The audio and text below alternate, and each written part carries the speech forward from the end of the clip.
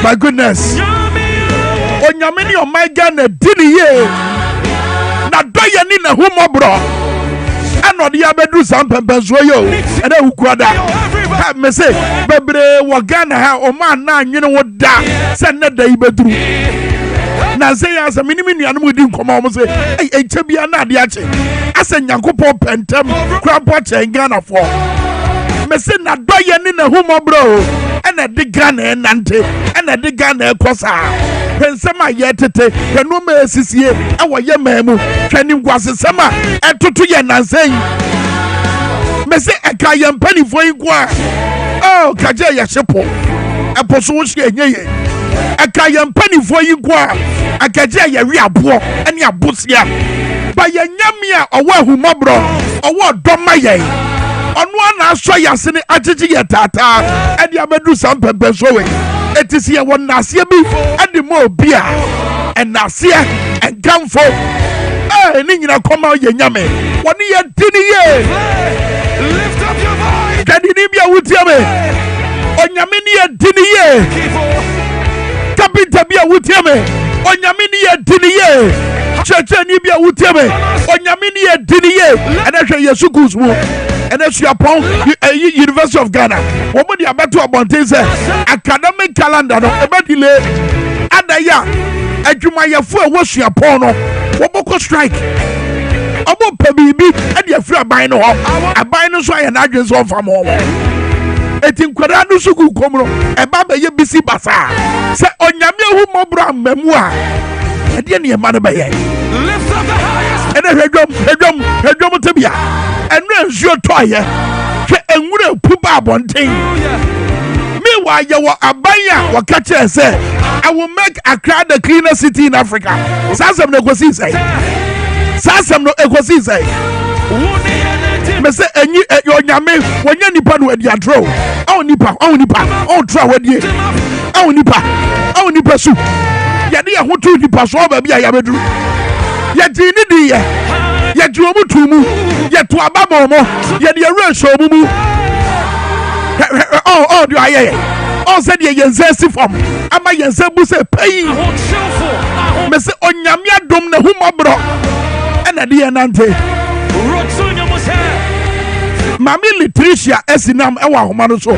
Many Baba didn't come up with Jumadi and Yasasi, I don't know. But Adiabako was all who said, Doom son of Mobabe Miam. Gasa was a Ghana Enya, said a Baya Yadabua, Nanginam Kanya Najina National. Gas in the Swate, President ECG, and a year Greco ISU, and a dance Assam Nedi. Said gas in the Swate, and it didn't answer 1 year do Kanya no free. Now, why would you say a managing director? Emma ECG Sunrani at his what in a Juma tour? Ghana and Kwame Minkah Openi, and in a Juma tour. One to be better, one to be fat, I could go better, near Tia, what in a Juma tour. Becoming Tia, a reason near personal, and dear personal. Yankasa Yadi Adria Boot, Yasusu say, can you do Badunum Nebano? Person would to be worshipped. Sabra gas a swati. I was say on my Ghana, Yadi and it too crude so. Ghana soon is a cat. At the do so no by your day. Hey, rather, but I bet you, Ototoro Sunyamio, but you want my yo, but you free some quasum wemo. Now, Papa, and quash fish. Yes, I see somebody prophesy. The three church of Yamabanche was one agent of Mansumame. Ejabia mabanta na de asembia batuja wose kwamie wasabra sanoma wenyi na toto ye wasabra Ghana fo ni abre se enkofo mo wa ban mu ye pese ye pamomo na bato komisa so abaye akwansidie ade amasa na montuo no kwamie ade tira Ghana badifo ayeko ade tira Ghana sofo no ayeko eno literature esina Efra me na wosu den ose tebia Ghana wo mu no se oman Ghana yenyina yanka mbom na yanka se yetiri wo a ayi poni ne yebeyi yai na no na yankokrafo ne mmerewafo a omutu oma ho migia mu a omudi omusika akosai aban investment ready ani yomo onyame wonyunu ase ya ne yebese wonyunu yase ya ya ne yebese wonyunu ase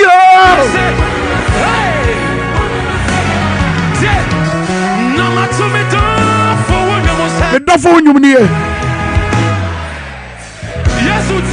Abonosia pounds mediana mienu Abonosia pounds mediana numa ye de agudie mo zambeba ententem so ye kwa ahoma so me fa literature esenam emra nkomonim na ye ne ni nkomo literature nyamaye oba obetene nka wabra ye di san nkomo no babi guso make us no make us His Excellency Victor Smith kani aban anamonsidi ewo United Kingdom and obeba fia anim kwasia abato komisa a person to my Ghana no and they said you was a yen ho said you was a yin samano said you was a bombing feet tadukuno. His Excellency Victor Smith one diplomats a hoodwo a mama woodwa na monsifo bayana monsifo omo my Ghana one you mu didn't come be koso in the corridors of the diplomats. And about His Excellency Victor Smith and Can Basabre Ghana for Sufre de Binia Yakwa Humanoso literature sinam Ewa Humanoso where Ghana ni mapa my Ghana was dream hopa na and now Wabra near Din Komaya Case a man from Fra no Moncho Madrin no man casa about to a commissar no Bibika anything a mamma Quenya say one Casa was say a yanni yase no man who do a cook was no.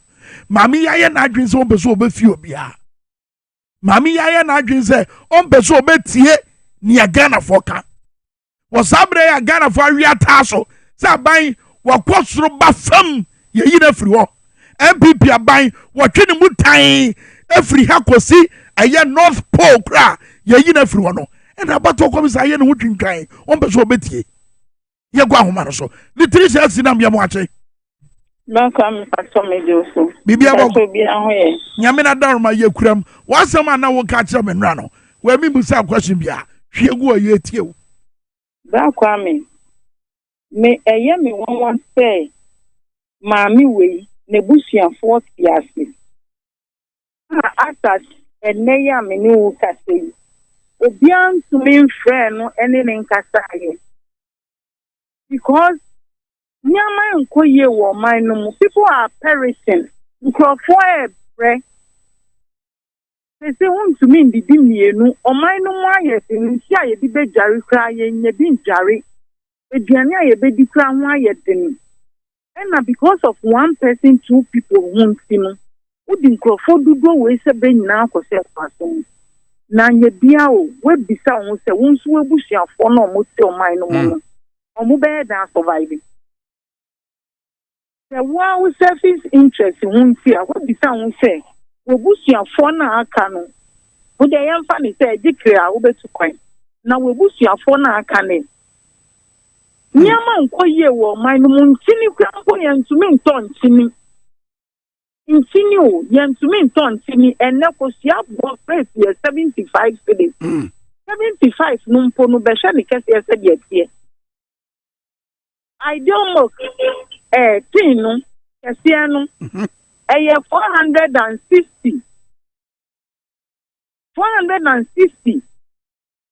Bread, loaf back, we 20 cities. Oh, Charlie send and once when you're saying also. Now, yeah, Cassa, mammy, we see on my young Cassa, and now me soon, yeah. Because me shows of Mukoya demonstration, I see Action Muna Brafam. So it means, say, on my now, you see, you need right to say. Yabeka say thing one now. Ubisa. Ye need right to say bibi for to na nko ya yabeka wansem. That day na demonstration ni course no me too kwana me ba. Me do seven star honum no ma block kwan so me nan seven star honum e ba e work. And some me ba be faka. Me do 37 honum no nyame course wo na ye time. And me bisa me won say we so bi yare na ye de ni ba hospital. Nipa ni and then the question, Eti, the crack no, at the end, the was a sea, son of a young call, ni crack no. if persuasion fails, force must be applied. And young mammy way, and young or nunquan or one minum, and then young another unquan or your minum, and young about young quan or your minum. Young Bruno, yeah, bread. And Mabruna, a one minum, yeah, bread, and Sinisa a bunny critical, mammy, your person or dinner, hey, that's it. Literature is in am yefasia. Medo asepa ne wo bre ne wadaje. And I feel so said was your man hokwan. Na asema wo se na wo wutirima ma wuntimi nano. Na no pe wonya kwanya na wabehwe ego. Migidi se wakasa ma Ghana for P a omoso wo sa adwen na ankasa. Migidi pa. National Peace Council at the statement about Bontain na tie de oka. Statement here abeda Bontain. Mi hunu oni akwa nensa hase. But the Ayakre was here, National Peace Council. Was it the National Peace Council is aware of the ongoing political situations in the country, including alleged arrest of demonstrators on the streets of Accra, and want to assure the public that Peace Council GH is working with relevant stakeholders to find redress to the situation.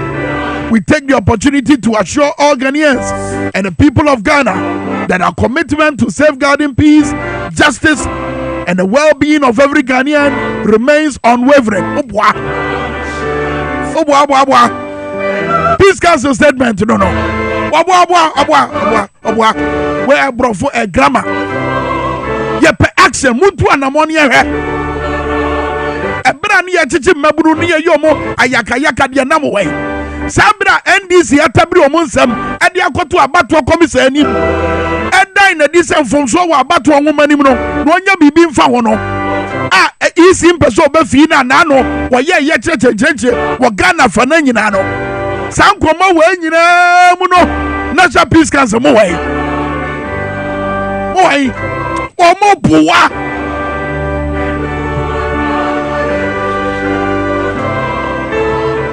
love for your nation. When you love your country, you love God. When you love your country, what die in this and pampa would do nyame. Because one yama wunyano, one yama yifandido, one yama ebono, one yama minyame. I said, yes, what if you said that the band I yare, the band of comedy one mamu ediane. One yama wunyano, one yama me. The greatest commandment of all is loving your neighbor as yourself. Do you love your neighbor as yourself? Do you love the country that you swore to protect and develop as yourself? The political situation in Ghana, a busy da. Tells you what memuha, a bit mad da. And you done your bedruha.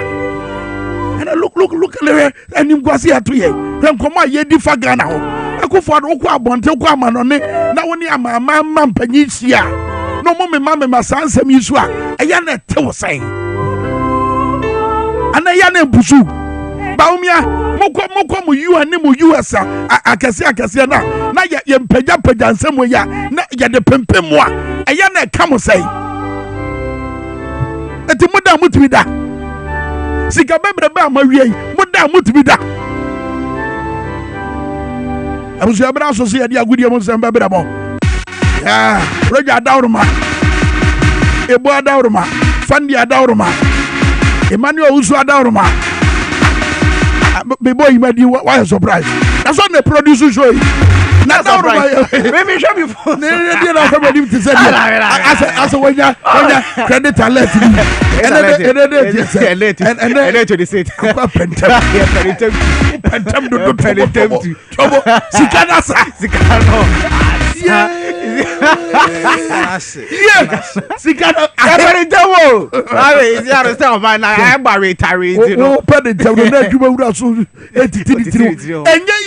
Easy from a Juma to Ojumayeni. Obi etitiniti ayatare na ko plateau so ni nanam na o sa sensebo ko plateau very ko plateau sisi fia ni bi sisi fia ni bi eni ko say obodi we crash obi abehu no Oma we anye serious oh. Is that no konti for any Katanga for almost say then stop galam say the mono on person omu shemu into no from the 60 regions no omu jijiska and run almost 30 konti for any Katanga yes fellows charge is that omu jijiska almost say omu base omu crop from the 16 regions no ma bakra na omu ready upa be chidipa bako be bibi anka papa enje dia yes bibi anka papa enje trade anopa makwa fabo anopa we nso no omo buy no omo say trade e come so no omo say anu din but omo ntie omo bi antie hwe mo fire anyway agudi omo say mo mo enkomode na ekọ.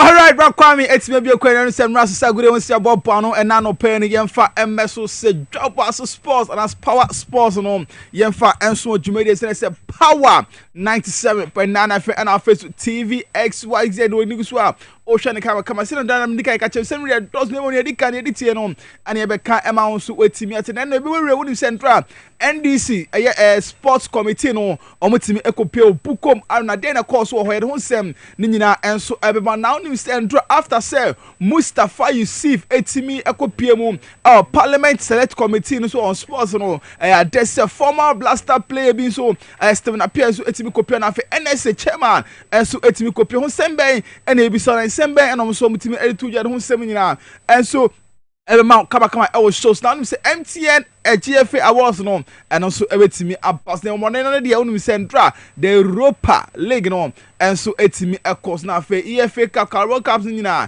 draw nyina and so ebede ho sem no and so bepronem share so say Dovita have click mo and also asen na no pay ye de agude mu sem and so Dovita se me catch say address yo bia omo body no ho na mani sansan bi hawa e go piem Dovita have clinic o betimi aboa bibia etimi akonkan edem omo herbal medicine say cleanse of blood vessels nyina enso emaye bema na enoma enhira nkoye wase ono na fe oba so nema nkoye a okopiem ho no etimi abo bibia akonkan one chronic disease dia omo hwe eso na opedovita chira kwan dia obetimi ehu mo awoshi elan taxi station ho no ma na betimi ehu omo na obetimi afro mo enso 024626 5313 and I'll be to my WhatsApp your mom and so I was 0502716076 the Rita or friend will be to me at Joe so come can now pay be at or can she drag lane over to me and be and so at Echoes Pharmacy Ashama Nina over to me and so and you Larry and Larry Pharmacy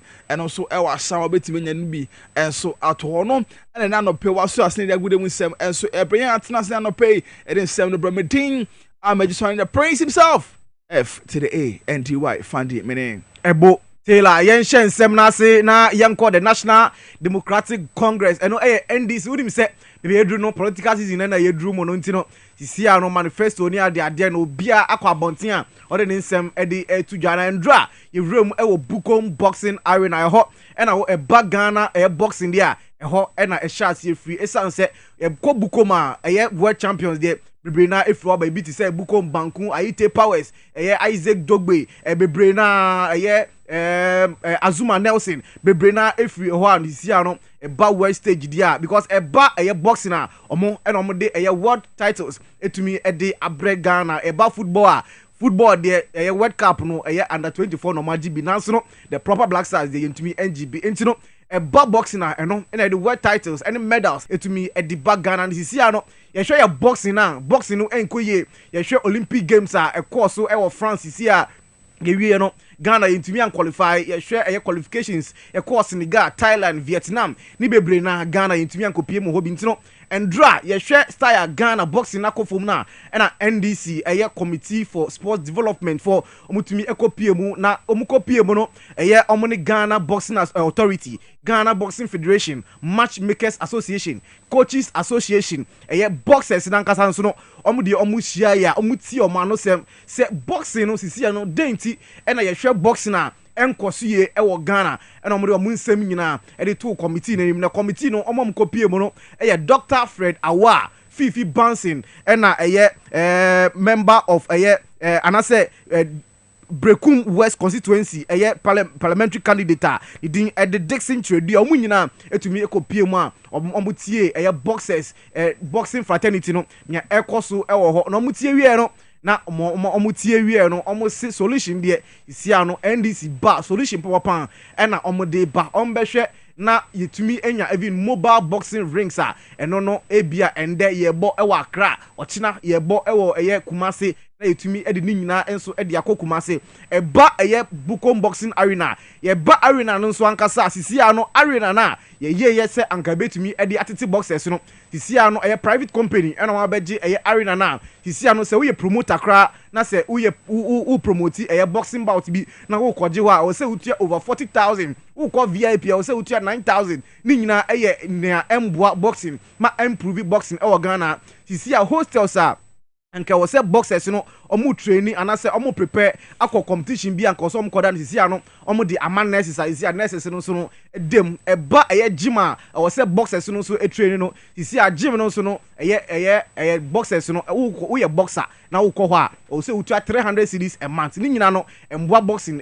emboa improve boxing tino we nyina na NDC se sisia no se omu ba empower ombehwe na boxing enya na ntuma pa efra biom entino ye hwe nim se NDC bibia beko ye na mba power sisia no boxing na akọ form no etumi ahihye ni nyina na boxing no etumi enya world champion boom na ye wie na ye kan nsem ni nyina wie no Dr. Fred Awa na ono na other committee na no de nsem kakra etudwa se o se NDC eba no isia ye nim se obia focus no akọ football na NDC enya football pe all the sporting disciplines no focus no betumi akọ na boxing in particular there also mo hwe no mutumi eye boxing yi ya betie o mo problems was say nyame adom na yenya tumia was say ye ni ye ma largely Ghana Boxing Federation, Ghana Boxing Association, matchmakers, boxers, coaches ni nyina no omo nema how current government ni say one of the key issues are ni say in the budgetary allocations usually close to insignificant sums go into boxing san emma omejuma no enko neni but we as a socialist oriented political party who near boxing ama Ghana pe right from the days of DK Poison, Azuma Nelson, Cornelius Jantua, in recent times, Bukom Bankwa, Ite Powers, and all of that. I quote, who says, they are holding a share boxing more. Ebama Ghana are calling as a political party, we are committed. Share boxing fraternity in Bosse, Yaba, Yadi, better boxing, Ama, Nako. Fred Awa spokesperson Emma NDC Manifesto for Sports Development or Kasa no and member and also no asanso parliamentary candidate for Brekum West constituency Dixon Chedua and also Kasa kakra efa and dra meeting on the boxing fraternity no Asia no yenti Dixon so some tuja visit we eye opener be no ma bebre ni so na we adwumaden a yewura mahama ene ne mpanyimfo ebeye the next administration abua odi etu dwumadia no se ye mo agokansi hu dawru no ye fato ye ho so se ye be share key stakeholders ye be share federations ahodo enne ye be share boxing and normal omodi atutu dwa no ama ye hu se boxing eye ba bia ye wura konwa so na ye develop a ebetumi aboa president mahama ehwe noma mienu de dikan kwa obefa so drive investment from private sector into development of sports, especially outside football. It's only say over the years ye focus in our football so ye ba ye wura mahama ebe provided the needed resources, logistics, and developing football. But we also going to expand the scope and boxing a key area. Say yet we GMPC, money, buying state enterprises, football, other sectors. I didn't to me sika enko into boxing, Emma boxing, and so Emfan into my penfra. They say boxing, Emma produce a world champions. They are called the highest level at the international level. DK Poison more, Zuma Nelson, Yakune Bumo, I quote him at the highest level. And for that matter, your commitment towards development of sports, I mean, it's no doubt. And Nuntin and Yabahano, Nankuta Hudia. So because I am very fruitful. Into no honorable Dixon Chedia, no son can I see, no, you feel on I am quite a president for Ghana boxing authority or no, Abraham Nikwe or no, so no, you real or say near Japan, a sunset, on in Panse NDC, or mobile power, boxing dear, Munjano, boxing, bit me pija boxing view, Manaba, Yinti, Abraham Nikwe, no so sama, or the Atuya. Well, we share on the manifesto now. This is first time Yahoo political party why the manifesto. Now I capture Ghana boxing on the manifesto. And it is a big thing to we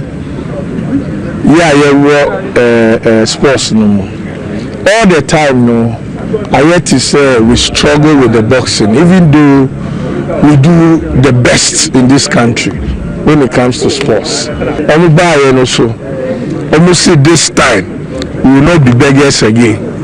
This time we will be part of whatever they are going to do. They will make allocation for boxing. They will also make sure say under my corporate bodies are adopted boxing. Money will be coming to Ghana boxing for development every year. The Amuka also power me there as a president. I have a fair more see. No must say only the Bema Ghana boxing for development. Miss Swimi. But Siciano, it is very difficult. Say about your boxing before I go to your boxing we spend close to 40,000 cedis.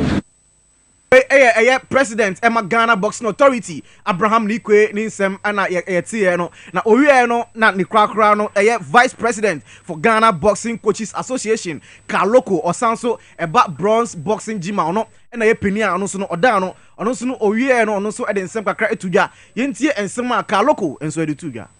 We just had a meeting and we finished with the NDC Manifesto committee and they are telling us a lot about what they can do or even what they have on their manifesto that they can do to support boxing. And to be honest, most of the things they are saying are things that we are lacking as a coach, as coaches and the boxing gyms. And it's sounding good. And we are praying that whatever they have told us, will come to reality so that we can raise the image of Ghana or the flag. Into the way Kaloko or not, Vice President Emma Ghana Boxing Coaches Association or not, Vice President Edmond Kaloko and I Free boxing sense when you compare the next year, football home sense, and you say Ghana has here a funaba and obia edimu. You say Ghana is a bear football sense, upon some crowd and pay for air share some meeting your boy and be beating your conca. And you say, I dare say Parliament Select Committee on Sport. I dare so much years, so we say beside sense. I was sick. I spend away a football of a parker, Yenya and so embo a blasters matches in and so was then drum. When you send rich, I dare say Mustafa Yusuf, it's me a copion and drums with the idea. Say the Steven Tornado appear former Blasters captain on also etimi kopia man penifo and nsem bisebi etutun enu also ene de enso man drum e ho an kopia no captain penifo so Blaster nearby nkofo players no omo ba omo timi mbo omo modin nyina na se players no it's about time say players omo bobo omo committee omo for mo shame on can so mo nku omo ho na emum omo for mo shame na omo bobo ni ye enfa mo my Ghana. It's not only the captain, but players who come to the national team, they have to be committed. I'm not saying that. They have to be committed because honor. And you have to know that you are representing Ghana. So whatever you have to do to make it work, you have to. For the past 5 years, we are struggling. We are not seeing things like that. So I think it's not only the captain. You can be a captain and you can be a good captain, but that doesn't mean that you can win matches. But when you have your colleagues that they are aiming the same goal, I think that's where you can make it. Because my time I was so lucky that I have players that they are aiming for the same goal. We have to qualify for the World Cup. We have to do better. And I think that luckily it happens. So it's not only you, it's about the people you are working with. If they have the same goal as you, it works. All right, wait, and some Steven Tornado appear. It's me editor Yeri 7 and Ramao. We didn't say your time last one today. Young Kwame and sorry so tentem na Europa League and dry because Kwame see tentem.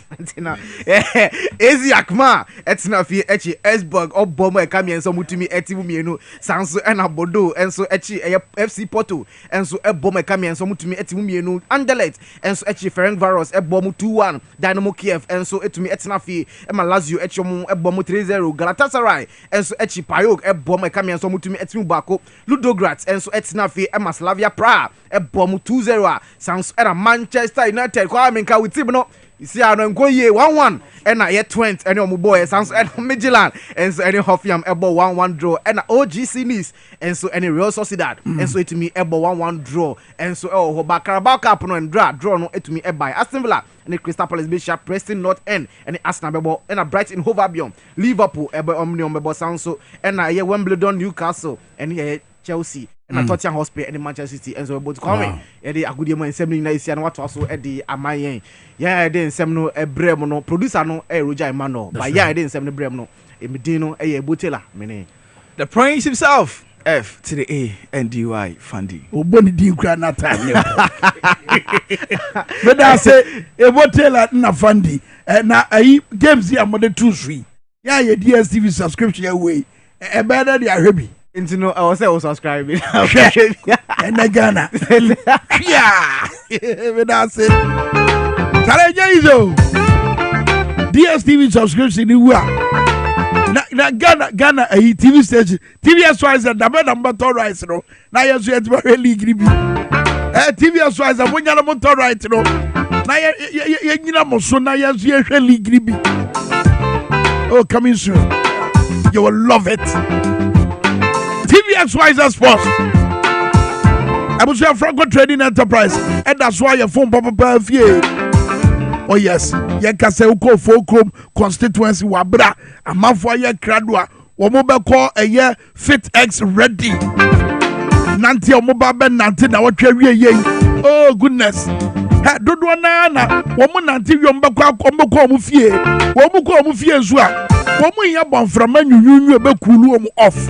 Aye Franco air conditioner mebo mo Franco air condition Franco air condition yaya magana wate yaya magana fo wote Ghana anko dia aye Franco air condition and we here latest phone papa no so be kan nyina bi e wo Franco Trading Enterprise afa wo bambonti CCTV cameras awodo ni nyina gu Franco Trading Enterprise brabeto bi wate also ye guy Ubeto from 055-593-9311 and 02464-22338. Franco Trading Enterprise. What that's why your phone papa perfie and check us here pa and come honorable and well Ahmed Sadat of Fulcrum parliamentary candidate Emma NDC Emmanuel Kono. Eminisa now 5:30 a.m. Sunday and watch it. We know Domino Batiasi for Fulcrum and Mountain Swamp. Nanti Akasia Pa was it? There should be my da. Ewo Kumase. Ebini Ebehu of Fulcrum. Then you know you tell what you go ya train. I was saying that one by a boy Tonton Sansai. A Kwabia man and woman as was it. Said you easy as ya tintin. Or Tabia Samno dia court. Wakot now Wakajin Chemu. Wakot no Akwaji Akwenya. Atemu ebetu bois. Ama about to komisano. Enya kwan no wa bi kwan. No ama no ho kwan. Na ya bato woman na efi ene kikawa bem no. Ye tini esi. Akwenya no say na sitie. Na omo nsem no say pa ene sitie.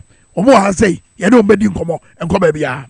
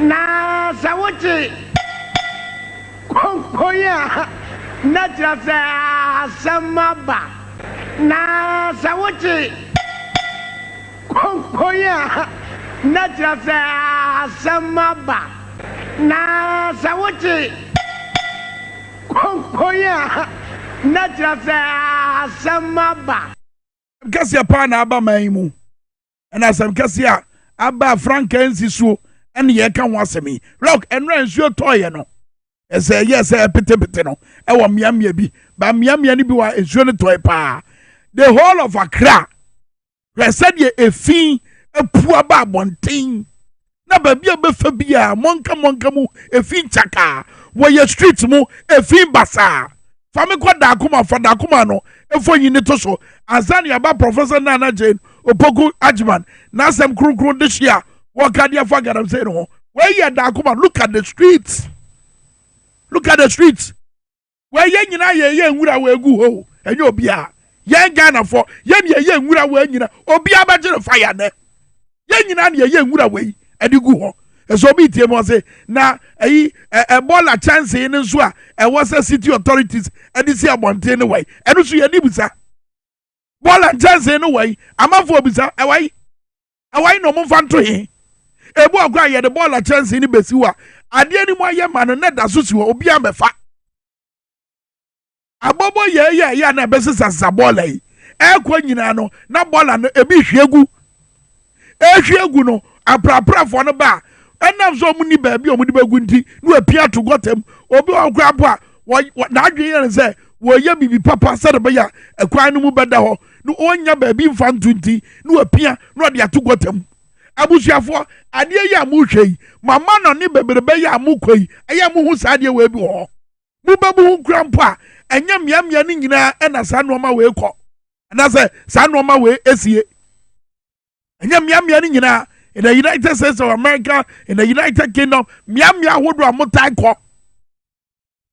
Ahunidie eya dia edikan mo ehia mo eto mo hwe e ma system ni ye adwuma eno ma betim aboa ama kroma te ana no ye ko Rwanda se de na krom ni su esi ye fe Kigali babia befebia every vantage point ball chance is ho who say ball chance no aye mabu nkama faso aye jersey one once na ebo ampe ewo ho but Ghana de oba that is the situation and when you to assembly Tema Metropolitan Assembly one municipal assemblies no and penny for mo de da no and your mind the political post who go farm manoni and no ko to di brebi say ya na besi na adwen nyina ne ye ene se some kwaka me ho a wan hwe a enkofo bi benya me party ehotan etimi nyanka me ho ba dia na ma oman ya oman ahunidie edi akotene so man ahunidie enyina yi a na yade edi ato ankyira why na be person obeba man mu. We are waiting for there to be an outbreak of a pandemic before we can think. Eti yani amanfo mo dwene wo man mu ha. Si yani amanfo mo dwene wo man mu ha. Yani nkofo nso a mo de mani hunu a mo nso mo betima ka ama adwen na ya adwuma. Adentira da bia ya dwen o man Ghana ho anase ya ka Ghana sama mo ma ya re ho sa. Adentira da bia mo ma ye nu ye ho se ya Ghana for. Why? Asama mi kese so bi ti baby. Na adwen yan say Minkah kra na yode. I should forget them, no be so. Come on, some. Opaje, open swab, memfa. But point I yet to know. Look, setimemu for yanka say ye 3-1, but be on my name kono. Eba yesika sema sa konechi, e ching, be 50 years, be 30 years. Now no Professor Stephen Adai, waba bonte bekasa, was say oh my Ghana, your economy no, a be rebound, a be you better revival, you better ye, I'm an engineer year, a better take 30 years. And Jomama nene domotina said no.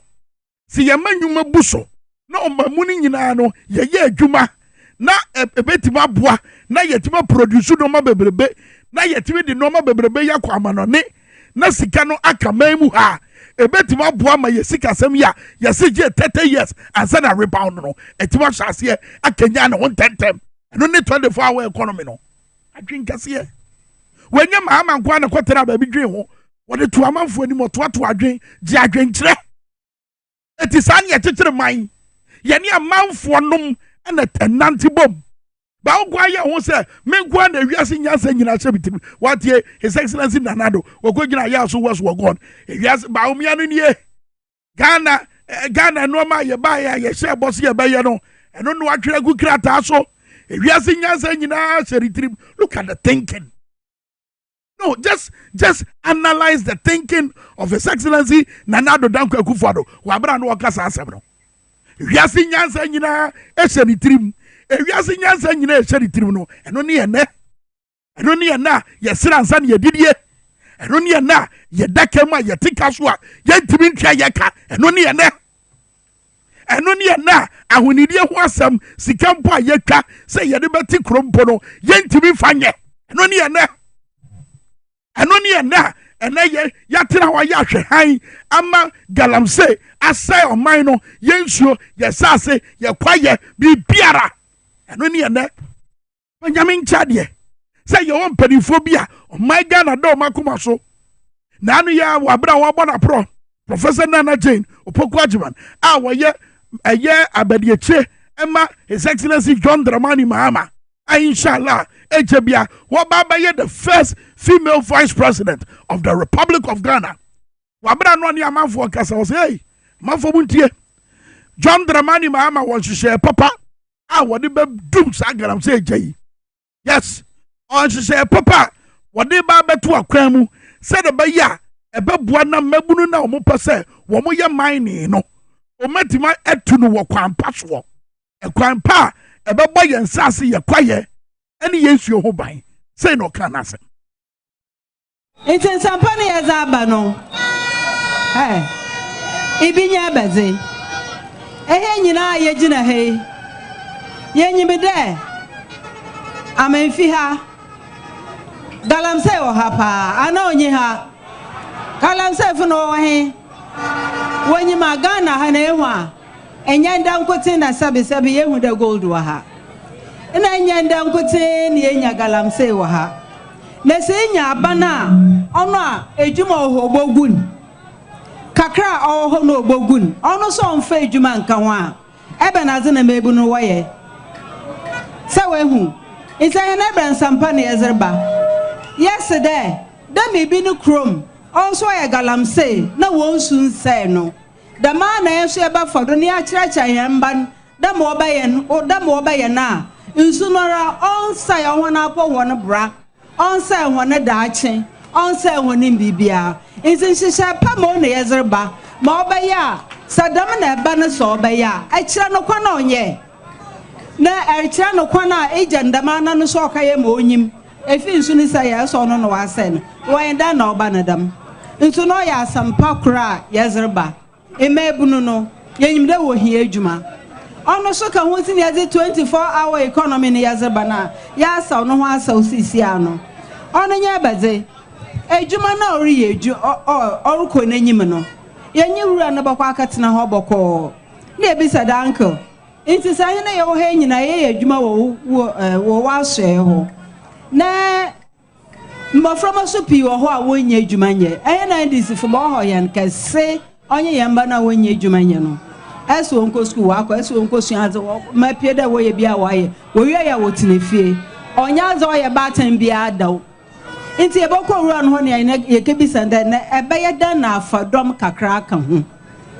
ebe no kwa na yemboa wo ma obaye a ebotuma afadom kakra eza aka wo adwuma no ebi bakado mi hia mfir ebi bakado ma manjuma ya mze adwuma ebo ma bra merbe na makafa bi so aka ho no ya bra hawe ye hwe ne yentensen no na etuma ma obi so wa baka ho nti aka 24 economy na ebi ogbo no ho safo hindo ye economy so so aze no nye ye aze chi o so aze no po hadada na wa ye confuse o mi nja no on solve ni fie problems enso ye fie problems no onye ye mba na wonye adwuma nya no na all the for kondo na ye into 24-hour economy ne say all me da do bia jatum there is ba obaboa na game changer no eno na eba beboa ma economy ya ate ato for me asaso de agina ne na so na agina brane 24-hour economy no 24-hour economy no esa the Ghana beto leveler or sergeant for Dr. Kwame Minkah eso ho dae wo say sabra ye nya ye fa hodie ye ba bedan na di e de a che wiase afa na nyina se wo di tumi se bibini nsa wono akasa timi ye na ade eritira Kwame Minkah ebie mfidi nyuma ahodo under the 24-hour economy factories ahodo mfidi nyuma ahodo e ba benya hode soronko no magira brane etima produce bebre wabra ya fa amanfo bebrea wo mu ye adwuma ne enti amanfo atiasi galamse pitmu no mutum omo boni ntokro omo tutu amena omo say yensuo eye because enwuma ni ho ebi so ya bro ni baye ni greed greed ya kan fi say edu frupe ni bre boni ebi muso de no greed titru amanyofo a omo tai emrantie ye omo pa adwuma yeti omo ye galamse yes amanyofo DC is more they said the professor a year from Balloting atwa ye e wona mani bomu a wode koto mampanyi na nado anim and look at the wickedness na ya said that atabri asem no e dia ma posifo na minim na say ye title say ye demonstration or the bitimi free above eba ye timi tiatia amanfo mo ye demonstration no eno na ama adwin bia besi mitim se ye tabri asam ne de koma apostle for no me ye sure say order be free suro ha ba ye all of a sudden na apostle for dia betudwa ye hwehwemu no ye ni nyina so papa bia ye betima tabri asam no e de akokot IGP me ma ultimatum bi atwam besi na wuntimi betirem me se bra betre kwanya professor from Balloting ensem no mo de beto anim no betre kwanya wo fa so eye sa investigation no betre ne ye ya wo benya nyina so se muni nyina so papa bia mo betima tamasam no e de akokot hwan ne hwan na mo frɛ no e de ensem na mo bisa wo mo mutu anamo ko miamia yes sa galamse ensem no kwoso ewo mo koye. We want to know. You see, Ghana for say ya musebusa questions no kuna ni yenya da. Ya musebusa questions and look at Osayaba. Pensia what do I say? All because of Galamsey.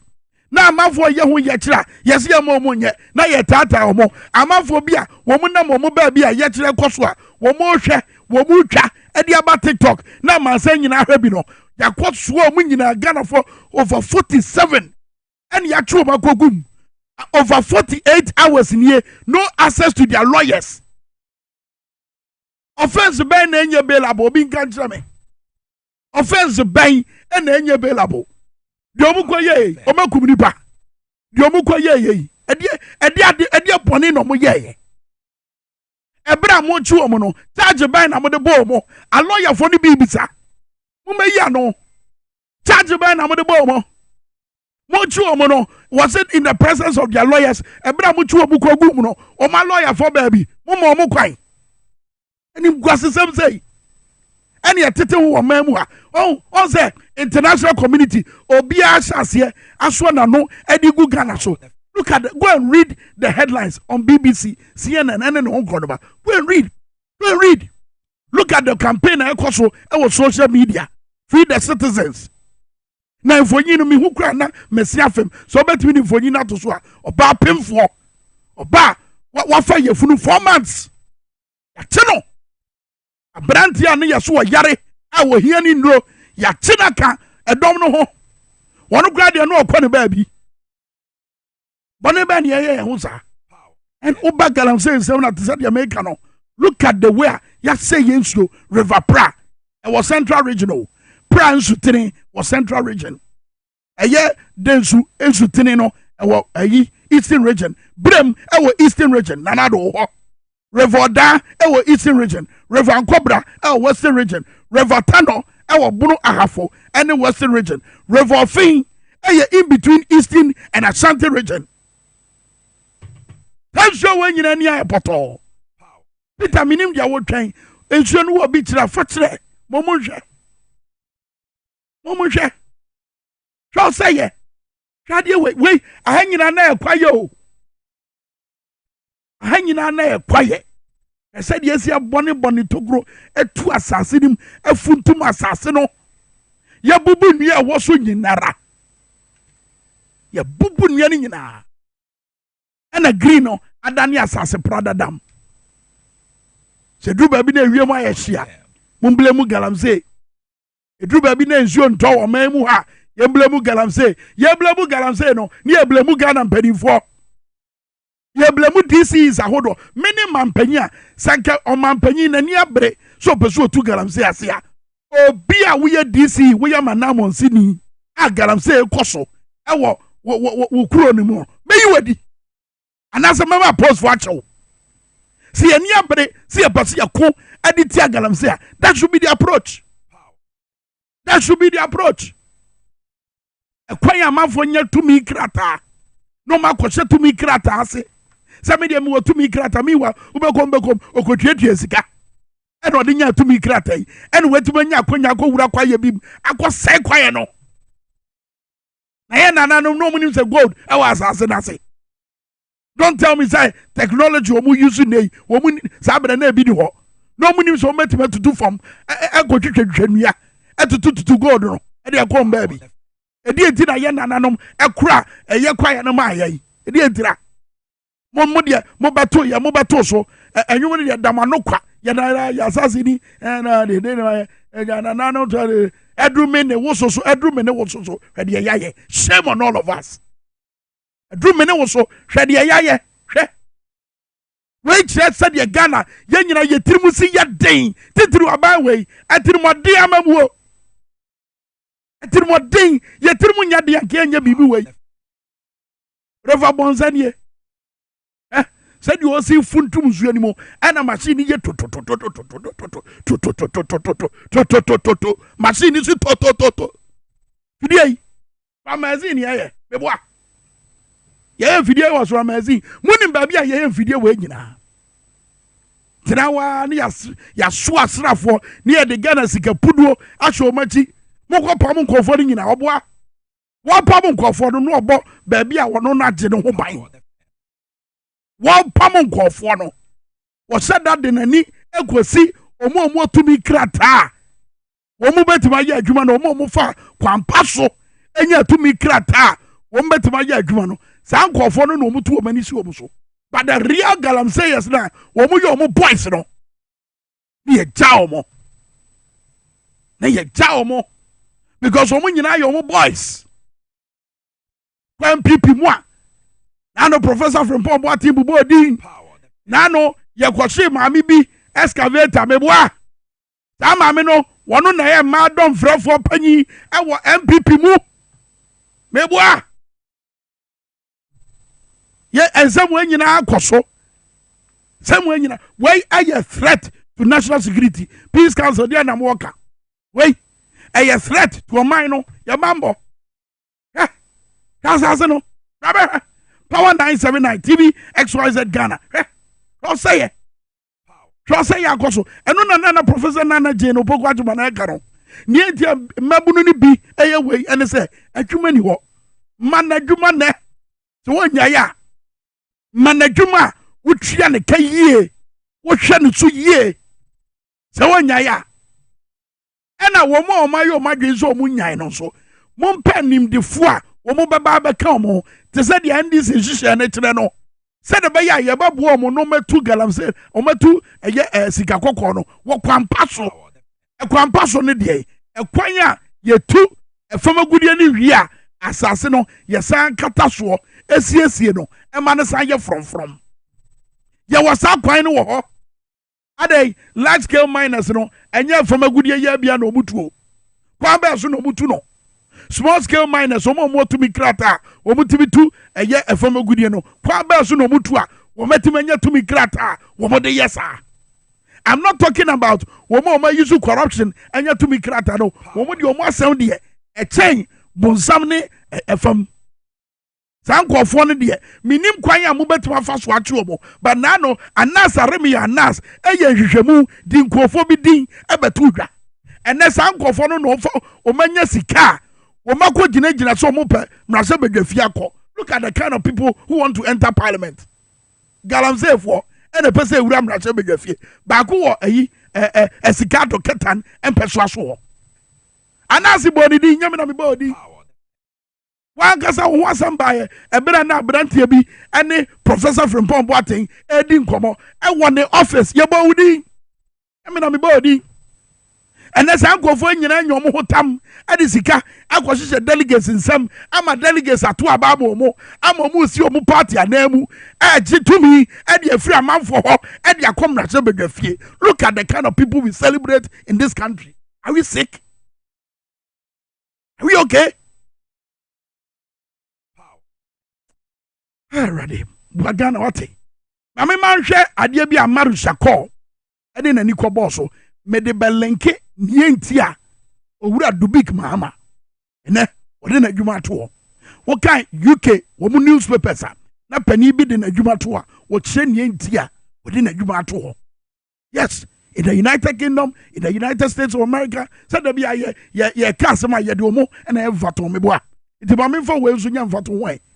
And pennyfone de omadwuma to a wo mo kire ne enti omudi omadwuma to and ade na aba ade gwa na ye personal wo ECG ho a and do big mahama ade na dwuma to a wo say ne enti a wo de na dwuma to no personal e yo no nko anasem do big we a public person we would sab di bra no wo dan na di wo say de wo see your normal say wo de wo ho we ya kukodufo we ya bema kukodufo a bra bontin be kire ne enti a wo de wadwuma to bra bontin be kire.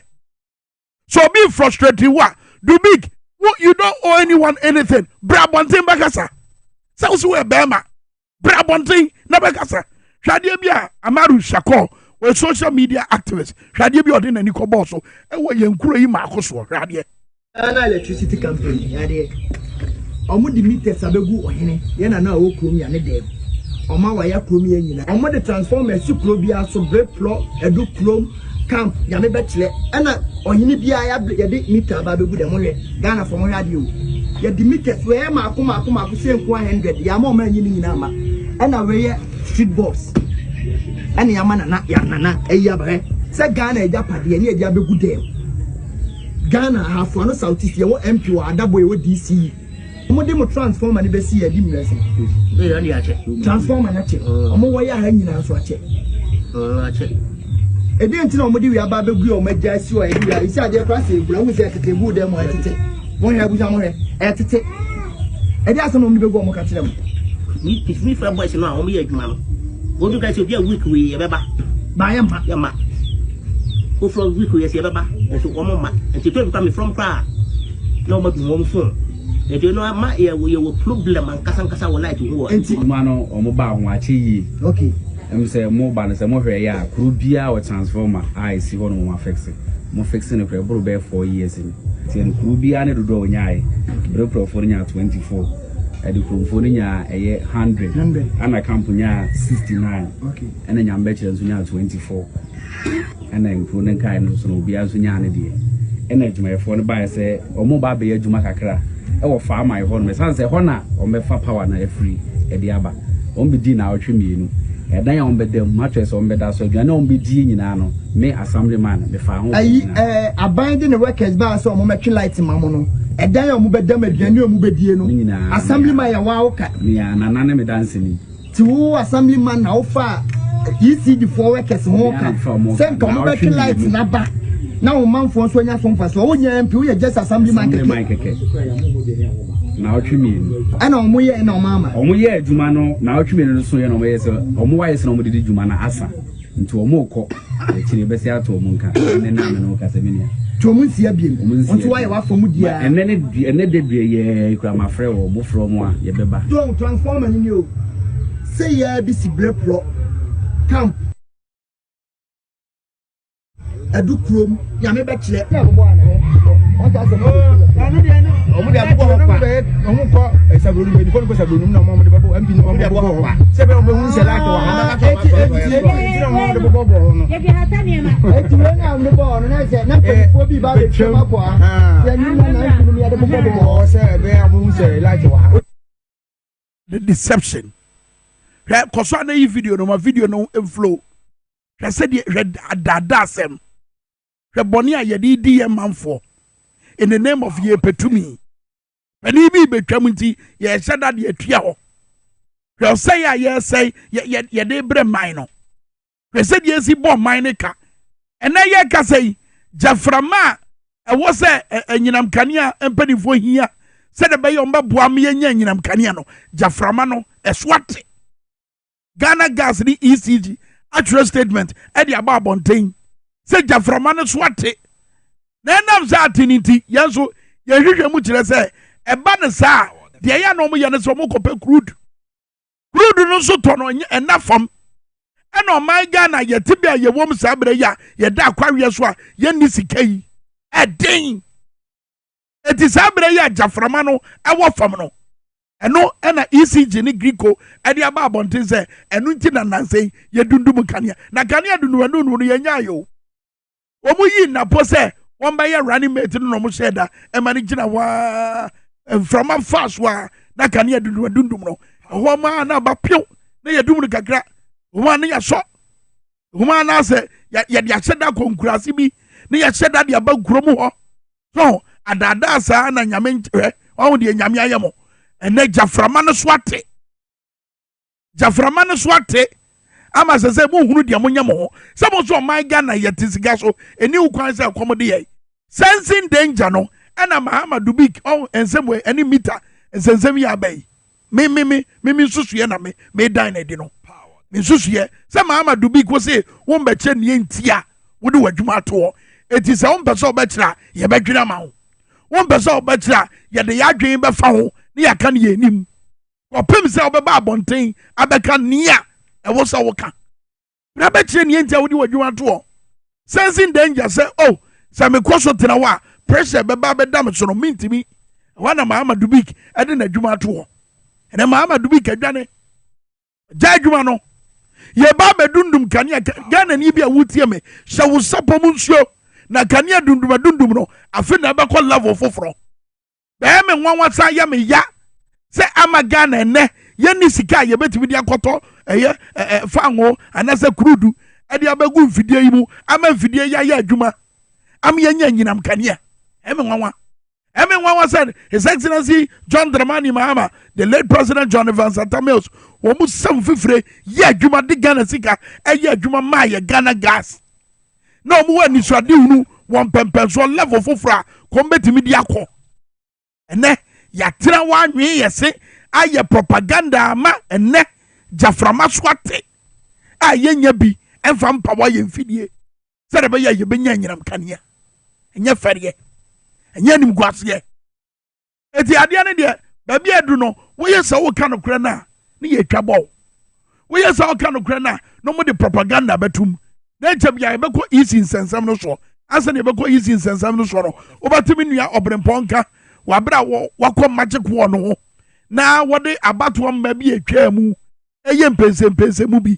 bɛdansa na no ma memfa nwura free SHS nsɛnsɛm no mu ɔpanyin bi a ɔyɛ ɔbenfo ɔten aba bio wɔyɛ lecturer ɛwɔ University of Ghana for picture no to screen so waba abɔnten abɛka sɛ sɛ ɔmo brɛ ɛwɔ suapɔn hɔ afei de apem because nkɔfoɔ no anaasɛ asuafoɔ no a wɔmo fa free SHS mu ɛbɛ suapɔn hɔ no ɛtire na wu dodo ɔmo abɔn dodo ɛti ɔno koraa deɛ ɔka no yie wɔ se sɛ de bɛyɛ a mobɛboa ma yɛ berɛ so ateɛ no nti free SHS no ɛberɛ so sɛ mobɛsa ahwɛ bio mo review yɛnka sɛ montwam mode obi ka review a na mode mirika no mayɛ no montwam EIB for a story ɛna ɔmotwerɛ de to ɔmo website hɔ sɛ professor yi say free SHS no ɛberɛ so sɛ yɛbɛsi nkonya na yɛtoato adwene na yɛapa adwenkyerɛ papa a yɛde bɛyɛ ne yie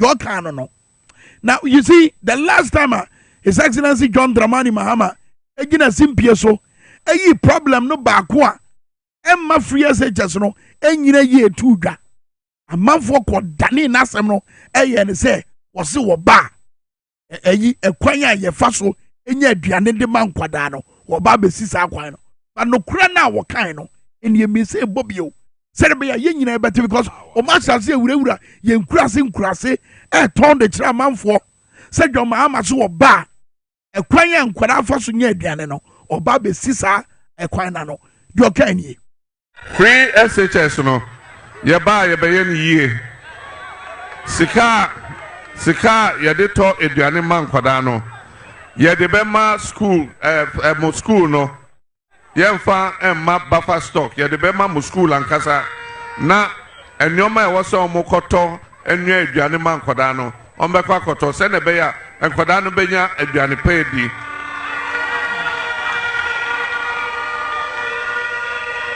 ezu afen so ade a friend no double track no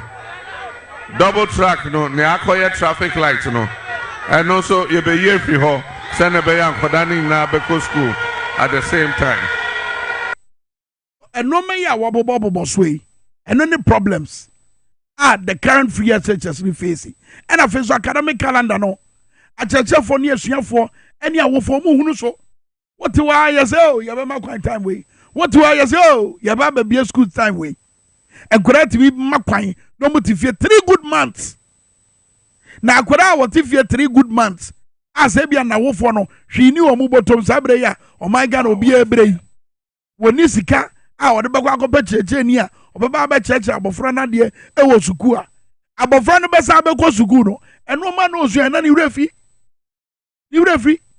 na no yakwa ye bi wasante mampon apostle Jackson chief apostle Jackson ni papa ye no osie ni papa ye ni mu na me abrante bi di nkomo o free SHS beneficiary wo say so mo tena fie chesa na wo mo ba suku a this one wo mo wa cheche fo no mo dwa wo mo because as the cheche ni ka no edwa wo masum echo mabufuo se cheche ni so ntiase woni enti a omo nkai ni awoche omo nso a bo se dia kasa bi aba.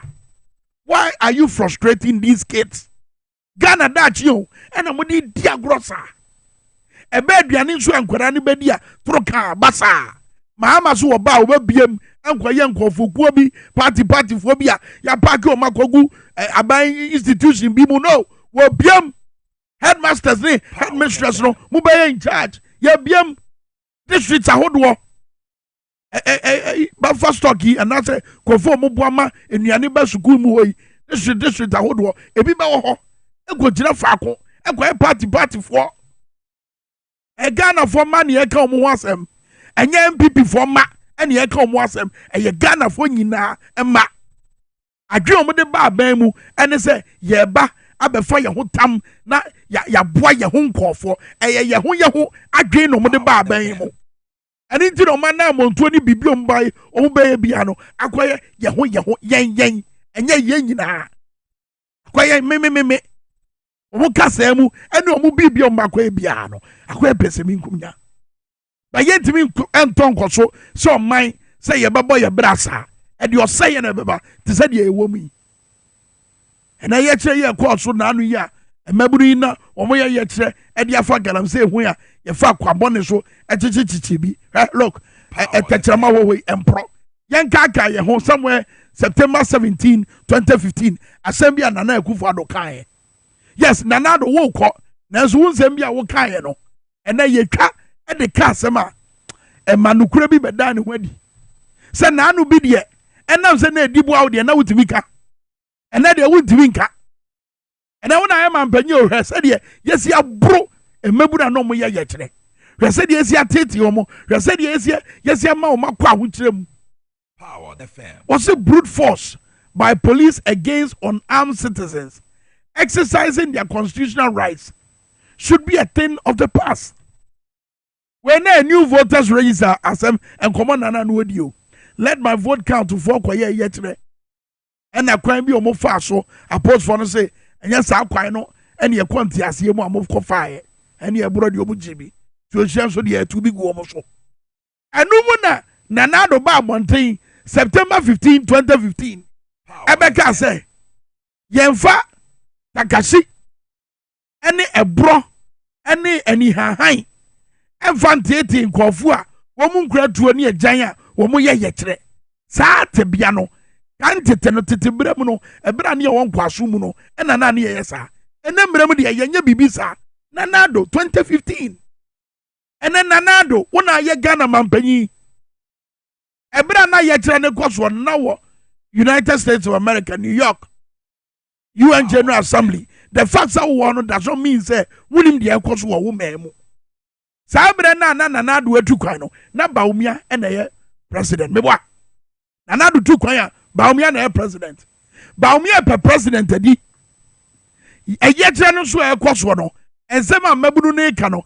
E ensema Ghana fo nyina pe. Baumia and a chairman Emma Police Council.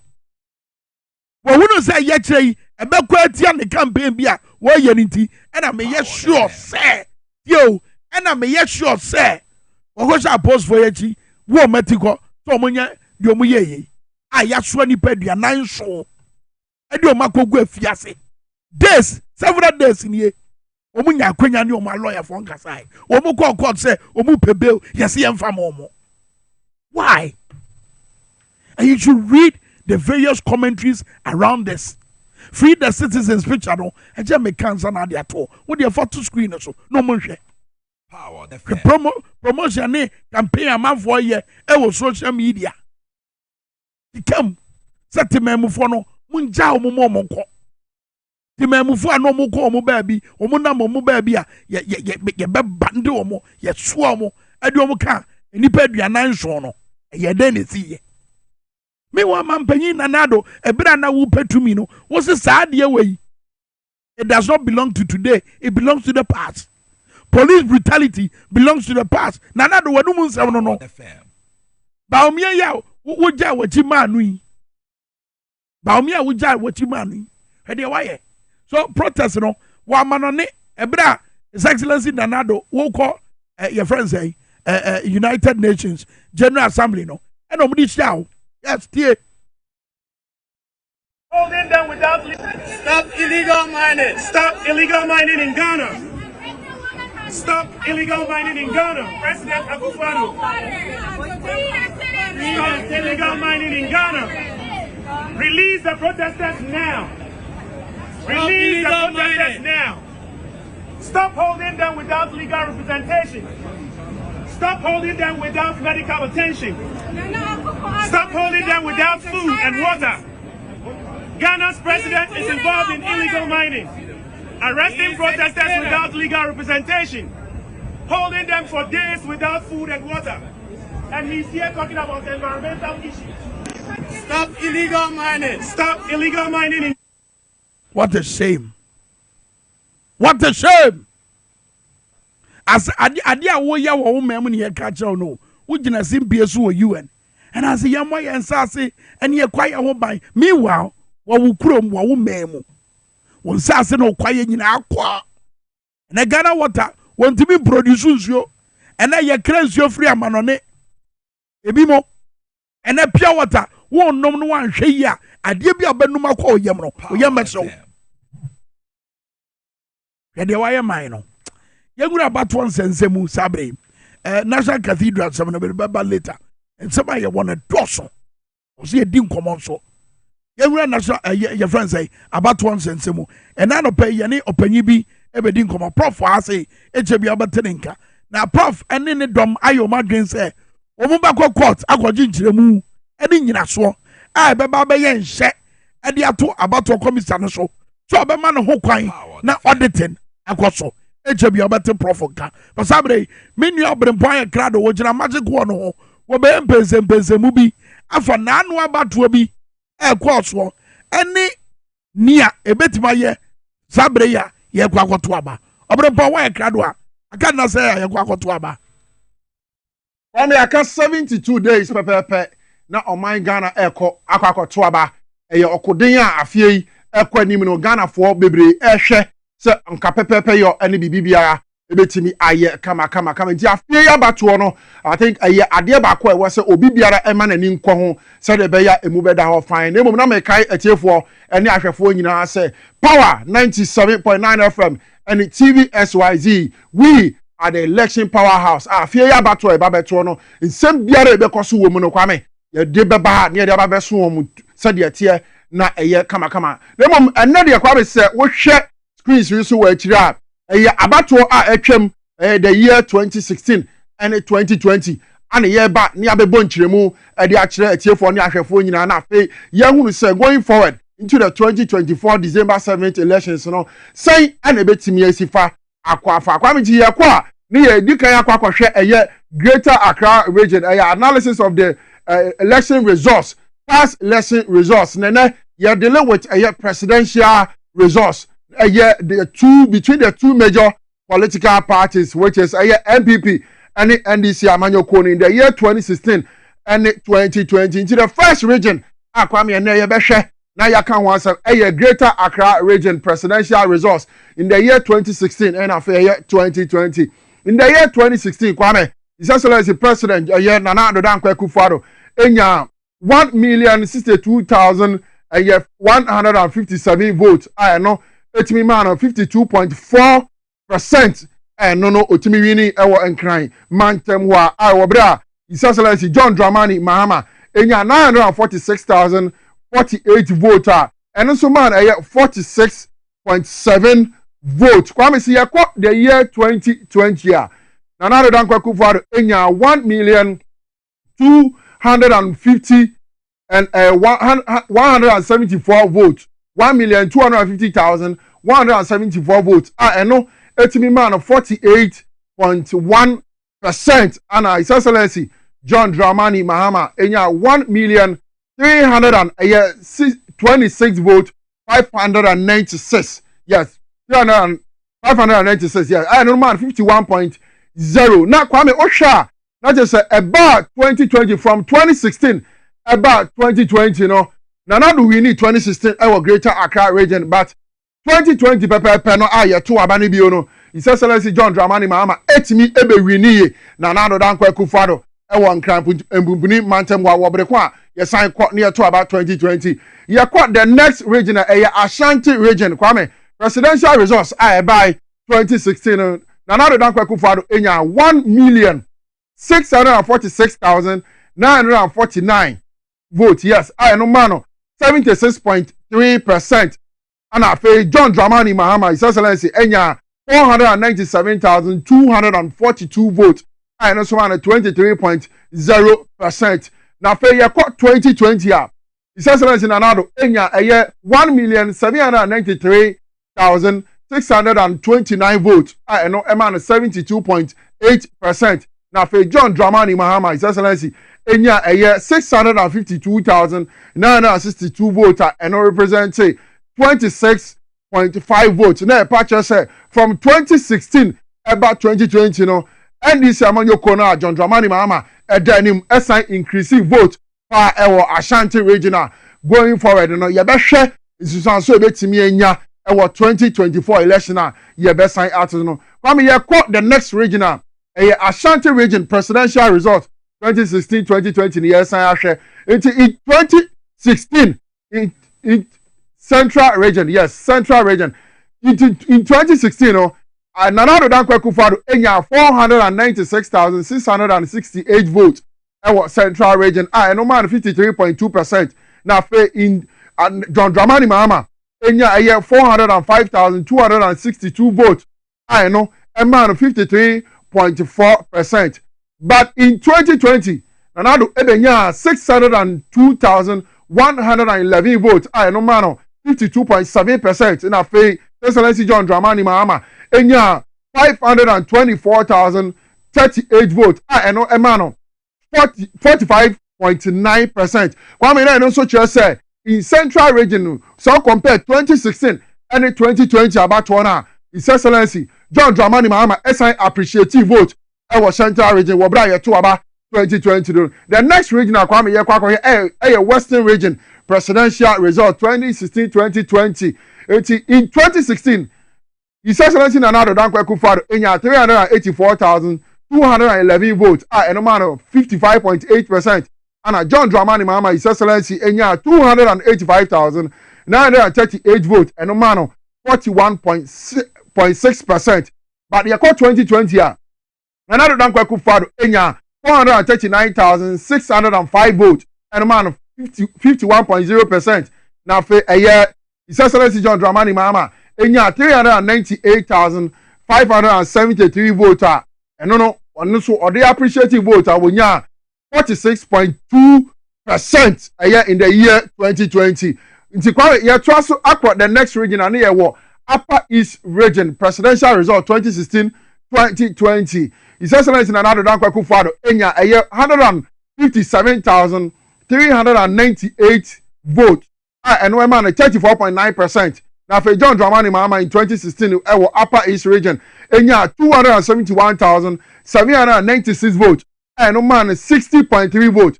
Yɛkɔ 2020 a Nana Addo Dankwa Akufo-Addo enya 175,400 votes no man 34.4 votes. Now for His Excellency John Dramani Mahama enya 322,317 votes no man 63.3 votes. Now Kwame Osha regions are yabubo nyina na say John Dramani Mahama from 2016 up to 2020 no na our appreciative vote here pa our regions here. Ye to so akwa ye call Upper West Region Kwame in 2016 Nana Addo Dankwa Akufo-Addo enya 102,843 votes no man 35.9%.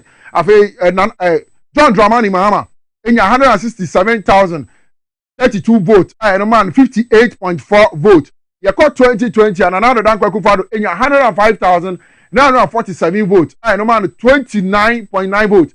Na His Excellency John Dramani Mahama enya 238,949 votes and also the appreciative vote 67.4% in the year 2020. The next region ayeko a voter region. The next region a voter region presidential result 2016 Edema MVP ni NDC nyina Nana Addo Dankwa Akufo-Addo enya 60,802 votes no man 10.8%. Na His Excellency John Dramani Mahama enya 493,141 votes man 87.7% in the year 2016 to aba voter region. After ye 2020 about one more Nana Addo Dankwa Akufo-Addo ebenya 101,084 votes no man 14.1% in the year 2020. After 2020 John Dramani Mahama enya 606,424 votes and no a man 84.8 votes Kwame. So you talk also the next region a northern region of Ghana 2016 presidential results. Nana Addo Dankwa Akufo-Addo enya 286,886 votes no man 41.3%. After John Dramani Mahama enya 389,132 votes no a man 56.1%. Near 2020 about 2 numia Nana Addo Dankwa Akufo-Addo enya 399,071 votes no man 46.4%. After John Dramani Mahama enya 452,063 votes no a man 52.6% northern region 2020 about 2 year 2 no Kwame ye talk also the next region ye kwa kwhwe next region. Okay eti Kwame ye de besi ahane 16 regions ni nyina na ye bo nkyiremu ene ya ye 8 yankopon ye adom ochena ye de 8 ni beka ho na mom na me kai ejefo ne ahwefo. So in 2016 we bra na ye kwakoto aba no na oman Ghana regions ayewo 10 eyedu nanso coming forward in 2019 ye benya 16 regions because of referendum it take place na e was ehunya see ye this 6 regions e ka ho na mom Power FM and TVS wise abomodin akeka sa figures yi nyina bom pepepe ana ya hyehyɛ said there was a tie nti yakopon ya adom ochena will do some of the 6 regions and 2 regions are aka ni nyina bom emanu ya 16 regions now for going forward into the 2024 general elections no yetimi ehunu impact this past results ebetimi anya ewa abato ye kwakoto December 7th afie mu Kwame Brembon 8 no very significant because sene yetima ye 8 na ochina ye be 8 ka say John Mahama eda number 8 wa na tinye no so ewo sabra ye ka say abo 8-5 significant ya jisa ho na ye nim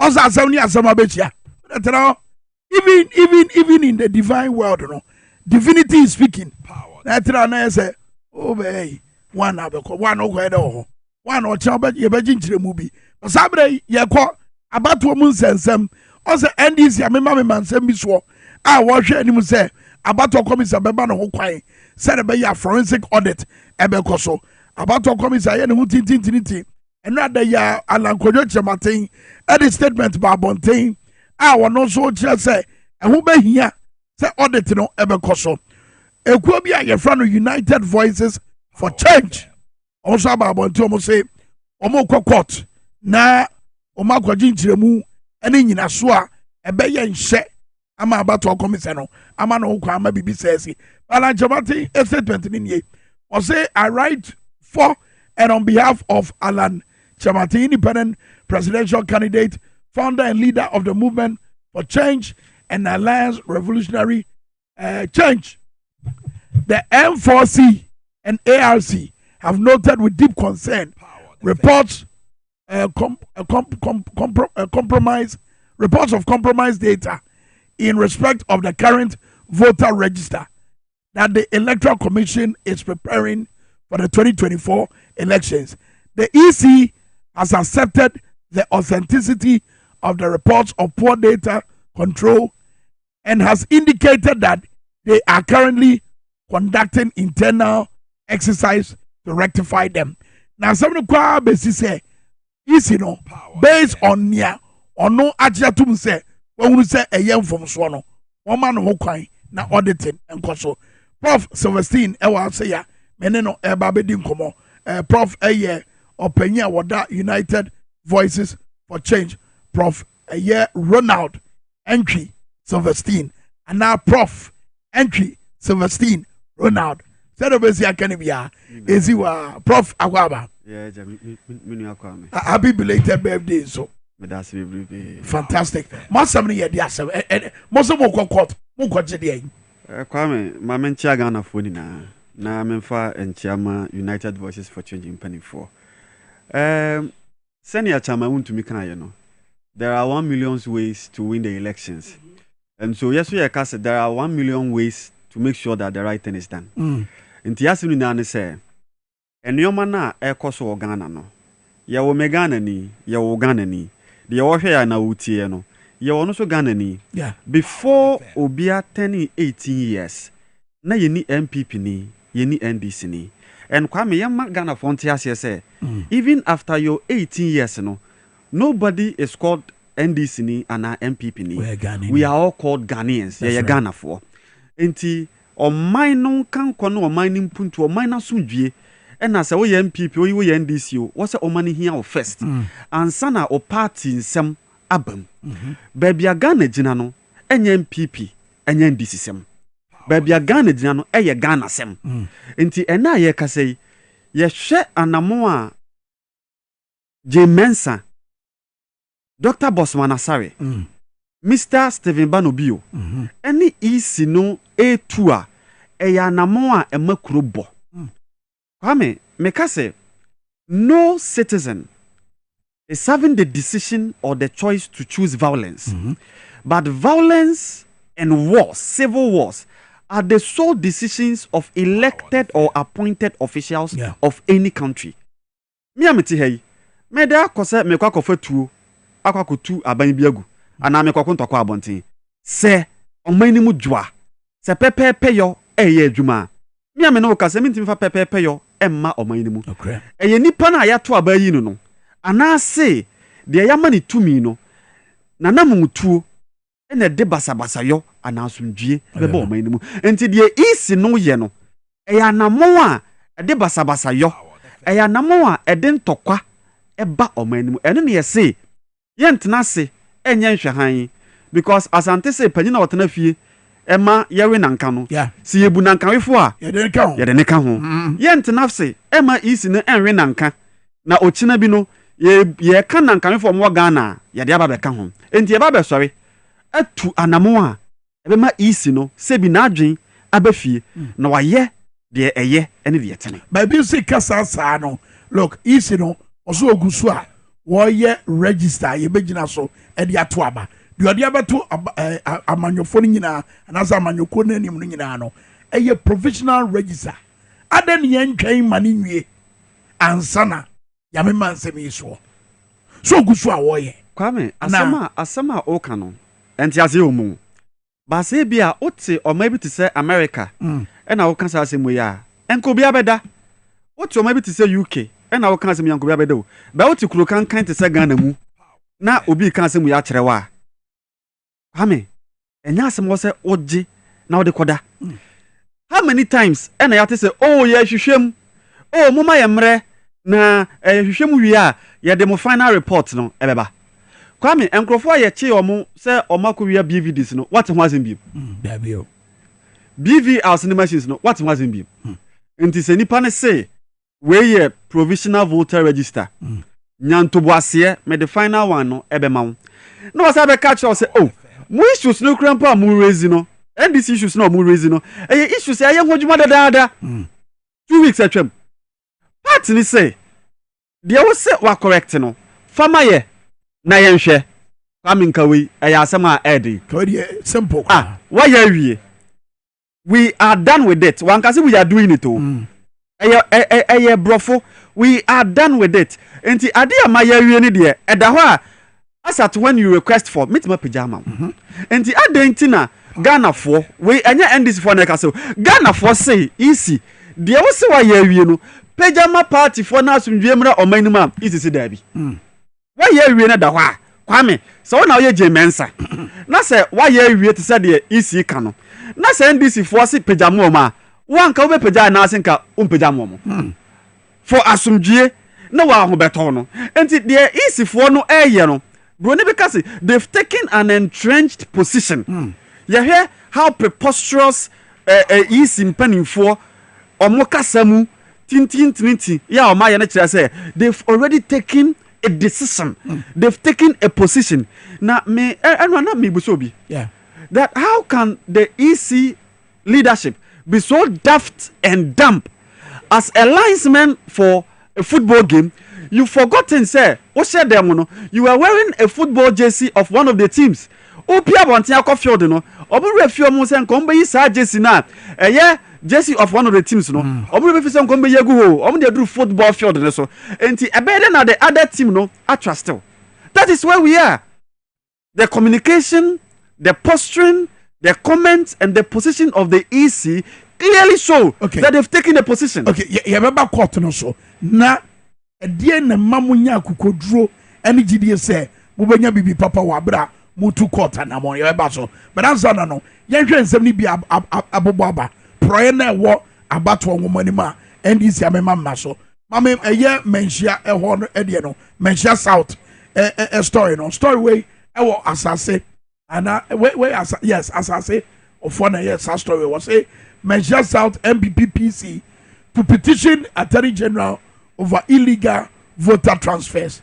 Kai say court atten enra emo share say amanfo a ye fa kwatiri kwan so e de omudin ko gu baabi no yes ahwe na omudin no esamra abato omani parliamentary candidate no oma MPP no ese obekọ akọ e de akoto Attorney General no anim sanfom so saa no e de na che say bibi papa beti free court no mo ama niamo hwehwe no nsaka Kwame sanfom ya asimanhia south yi okay 2016 2015 also ye na po constituency 2015 Kwame Dr. Matthew Yewura Bawumia ye na why vice president ebe ka kire Ghana for said omahu 80,000 Togolese names e we register nim Kwame enipa 80,000 no e ma asasem no e koya manhwehwemu ba bedadi sa me ne ma me Jane Mensa na ye iPad boss o ka kire Charlotte say Charlotte way Makwina forensic audit no ye IE boss o ka kire Charlotte say Makwina forensic audit enkoso na nkaka mimi Jane Mensa nko ade academy pepa aye forensic audit Brony say nothing prosecute a man faster than his own words and the destiny is chasing Jane Mensa over her own words. Kwame NDC as no can even see mention out no hwe say abaye kwakoto in 2008 less than 40,000 and a man panini John Evans Atamos of blessed memory edibedi Ghana man panino that's right and the NDC say as we speak today over 253,540 names and the unauthorized registered names are a war provisional registering Kwame say about 40,000 etumi mo bi bɛyɛ mampanyina about 243,000 entumi mo bi bɛyɛ mampanyini of course sɛ aba 80,000 sɛ enipa 80,000 ɛwɔ register nim ɛde yɛ call court in 2015 ɛma justice scrap committee yɛ a ɔmo tena ase no ehu sɛ na ɛyɛ fiasco 80,000 no it was nothing near that 80,000 ni 243,000 deɛ ɛna so enti sɛ 80,000 ɛbɛyɛ yee ɛwɔ man nim a 243,000 so so ɛ Kwame ɛnyɛ no nko awo assemblyman abatoɔ ɛne ɔmanpanyin abatoɔ Kwame deɛ ɛyɛ na ɛho hia wɔ ɔman Ghana mu but assemblyman register na yɛde to aba no enipa almost 4,000 na ɔmokɔ san line ɛto saa bani bi yi assemblyman wɔ ɔmo mpɔtamu no isi ka kyerɛ ɔmo sɛ ɔmanpanyin abatoɔ no yɛhia mu wom enti ɔmo yi nipa mako 4,000 almost 4,000 din ɛna free register ne mu Kwame asɛm wei yɛde bu ɔman Kwame aba yɛ kɔ akoto yi me ne wo kasa yi enipa 2,094 ɛna ɔmo din a transfer from ɔmo polling station to a different station ya ɔmo din ɛnsa ni absentee list mu enti on the day of elections no ebi enipa na twɛ din wɔ Methodist Primary School A ɔbɛduru hɔ no na ne din a wa transfer free Methodist Primary School A akɔ ebi a SDA School B no na ne din no a reflect say wa transfer but the din ni absentee list ni what it means is that double voting ebetima akoso enti ye ka se ye chi obi a yebetima ache no yebetima ache nipa kro so what you say enti se nipa 2,094 kwakoye double voting triple voting na what is going to happen in the day of the elections enti kwa moko court is especially sabre mpo NDC say afi we de omo nko court no edi na kyerese moko wa ne mo hwɛ no mo nsa beka yesi abai de bot tachi no enoa ene de boba se 2015 obi tu sa na mo no na se ye ya NDC de omo ye political party ye de Ghana for yes United Voices for Change we are voice for all Ghanaians voice that reasons voice that resonates with peace and with things that make sure democracy is well produced in the country. Enti court na ye kono. Ye de enim se judges na obote ono mo ye Ghana for. Kwame na se antokwesi o manimo o betima hye omo che no akwakwatena court. Omo tumi. Enti asem na ye de ba no. Asem so no ewo ehwo dansedie. Ye a kire se voter register no we have to forensically audit it. Ebia forensic audit na amanfo ntia ase a it simply means to evaluate and examine the report. Now, why money are you forensic audit? Maybe a fraud and manipulation. A hot problem no one. Easy any cophobia makasa. Adiama easy ne say easy jitum the forensic audit in Koswa. Nature so what you to say wabakro no bi. Why fraud bi? Kwame. When you say no nama adia we mu aye time. Kwame. Menu mi anu ye ma easy ana. Yay. Me pacho Banobio onye director for Electoral Services. Me pacho enye ono na betina TV3. Eka say transfer of 3,950 something no. Eno de yampo. Kwa me pacho enye admission of guilt. Na de waje atum say waye bone no. Ene me ameka say waye bone. Wa asem na yefa. So if there is any evidence to substantiate claims say the voter register is fraudulently produced and any material which is fraudulently produced can never give a fair representation of any contest. Intisadia, you making sure say you better examine the register, not the content where fraud abamuno. You need that content in free no. Kwame we ayantokwa. Eroni asem no. Ayantokwa. Prof, you fancy ya. Medo ase. Na daba na mo beko mo de asem no beko. Oh, nyame ya adoma week aye ba besimu no. Ye no mo bedi nkomo. Ye bedi kan ye nsentwofo nhia mu. Na ye wi a CSO sa ewo oman ni mu no. Ya try say de bebrebe eba on board. Ye don ba on board wi a ya ba betu sa na mo no. Ye be make sure say ye de EC ebe gina ba bia ewo se ogina na wo de pepepe yo aye adwuma in 2024 election. 2024 election you do or die for every well-meaning Ghanaian. Na sumdue any sikasema ho to aba o man mu. Yanyina Professor Sylvestina Semi so na yɛmfa yɛ tonton sansan ne nto a ɛyɛ yɛ wi a yɛ se paa hwi ɔman yɛ yɛ maya ɛyɛ ɛnyɛ yɛyɛ ne ɛwɔ mu yɛpɛ so obi aba adwabɔ no ase bi na asɛm bi ɛwɔ bia mu ɔka na mɛma no yɛ yie kunsum yɛmfɛ mu man mɔtorɔbɔdwo yɛmfɛ mu man mosɛmpa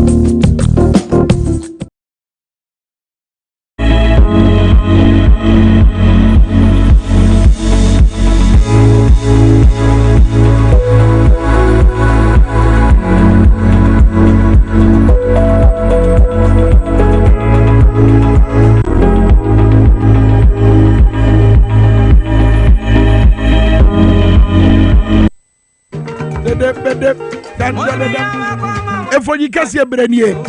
Ekua krantuma tena se braso. Adika ka cho se ebo no group pepa. Yene His Excellency Victor Smith ene betena se yedi nkomo. Yedi nkomo afa abatro commissar said ye wesi ye tintintinti watwe asem ni mutan. Abafo bebre se na sabi to we na watwe mutan sa. Wodi ma ho kwan se boni bi ansi ya. Woni bibia disia. Bie abatro nwomanim mama fo mra.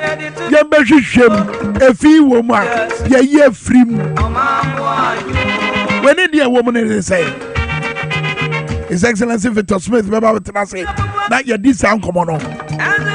But teacher kujo aya tepa anyiwa so what's the one on tepa dey anyina susuo tepa anyina susuo e wa na wo teacher kujo so watcha akua grantma bose Power FM. mama ni NDC omo na aka boma omo ma tension ba my name sir.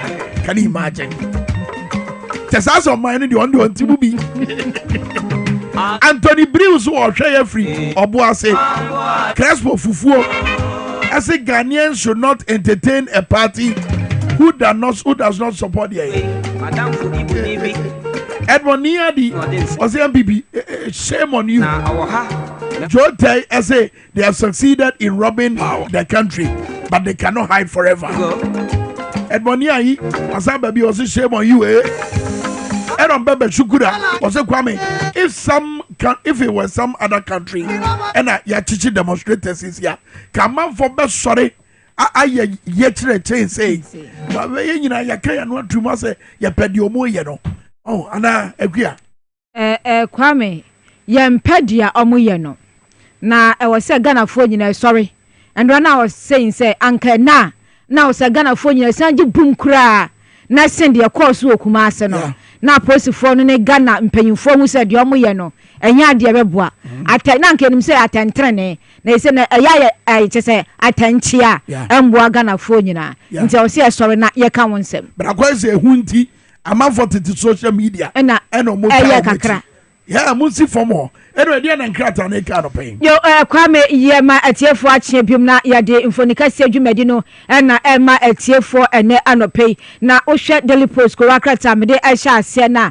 And summer, I will no a be anania, ya di kind account semi. A lawyer for a come ho abomu, says Sabi at Antrene, as a Ghana, a ya yirano, no mesora manaya jumano, in some out to ya, a ya lansod. Omaka said here a buy and just a Ghana, a ya court or what do a day. Omaka banchi mu de dendium chirema nipa ya chichiomo oma ye demonstration or kwampaso for a ye good cause say Ghana galam say no ekuye nti ya twempen fo adwaba so ya chichiomo no omo say a yade aban no ni nipa bi na aka bom court no e na asha da say sankrofo no ye ma omo bail because de omo ye no e wo say etimi ma omo bail na so kwan bia so no ye pese ya twema so ne aka Ghana fo kasabo a hye yem na ye ntimi nka so kire bi ka say e ye ba chimi dem ko ye ba chimi ntimi nya nkokora enu nti ena so omo ye so omo say anya ade beboa nti omo kasa ade etiasen nipa no se bi obi no nipa no wu no madi nti wo say etimi ma omo bail e ho nsem ena no pay omo ka no e wa ha sanso ena said ya odi kan ka no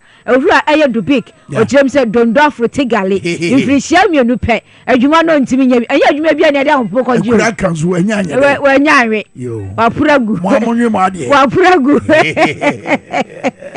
wa puragu dum so ho se dum so ni ho for time table bra musime mfa man so mfa ma me pa atwa afono wa na obedwane because niama na ho na wo se o ka ho nsam na yesiesie na wo se da bi no obedwane nti wadwane ko nti ho nsam ana ko akrata no e de bai no mo kire se low shedding no it's back it's back na kwa me ampa na no kwasi ade no se me na no yedum kania sawo be bia na me wo ye pekania ya no ye say sorry ya dum kania no si e be so agragre o ma nso kania na me de ba back enra Erika Modro was ye dum ne kania no pa anadu da so mu kania nya nso e no da so social media wo nyina ya semti no dum so no is back and whoever is coming no onsiesie no ho esansa sama ho ba behia no enya asenkuanti unsam ana proye bi ikoso wo ho kan dubi kim peso ode ne ho beka ho enti na ode na adwuma ato nsam dia dos ana wo ko ka no kura bi kire obi ma obi dwaye na ono so dwaye na oso mo fom adwuma minyanye bio eya no na asi ana nsam dia dos wo nti ono ambra onya kuduro se dia kan ma kire bema ma kire nya ekọ so wo ho nti unsam no na ewo ho no kwama ye kwa agese eye sadia kanema mpanyi abomodin se be na mbebu a ewo chese doma chede obol bom ni akansie mekoso no na fe chese eye construction construct as a 500 seater sports facility at the amom no daily post anope wasan aboho amane ntine nsama as a kwakra no e de ebaye kwama mento so ewo daily graphic mum na daily graphic no e no chem say winner takes all system no enya dia eboa eye governance expert owura agimandua na fe say eye former minority leader owura Aruna Idrisu e no mo ka chem say wo so ehwe na etimi eye nsakremu ewo eno no kan bi na chese o manu emu ache we gina ha na ma tension so e ko sa e na o mo kan ya to aba mama nyokuo no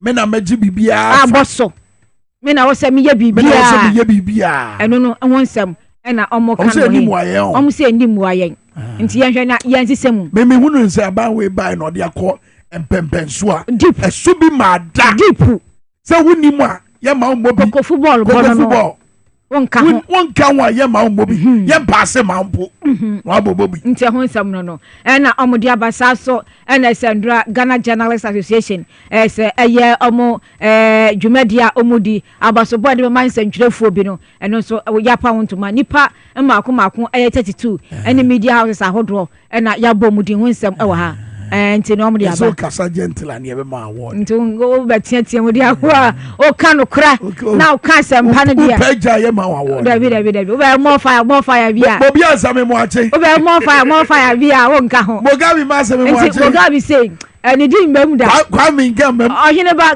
ni mbam Kwame Minkah mbam before so mbam akuya granti oh anya dia mbam nti ho nsam ana say eye kwakrata no ebo ho amane na eno achi omo say student loan trust fund no so no omo achi eye 20 million Ghana cedis ade ama nipa enya akwanya sa so na mo hwe na Ghana fo a mo di omo say scholarship secretariat no omo aka mo no mo chiro mo eno so mo hwe na mo mboa na sa mo ntimi ntua so dia mo mra fie emeko school ni bo hia enti ho nsam so eno no kwa me na chisa na nadu su na ka say you and general assembly ko piase ena so ka ka chire mo ena say security council no UN security council no mo hia say overhauling enti ho nsam ena say wakoka no ho yi security council ni overhauling also kofo ne Rollins o madwuma pa ebe bie kwan bi to somewhere in the 2000s early 2000s Emma Ghana ekoche UN Security Council sa che no sa akonya na ye preto wo man no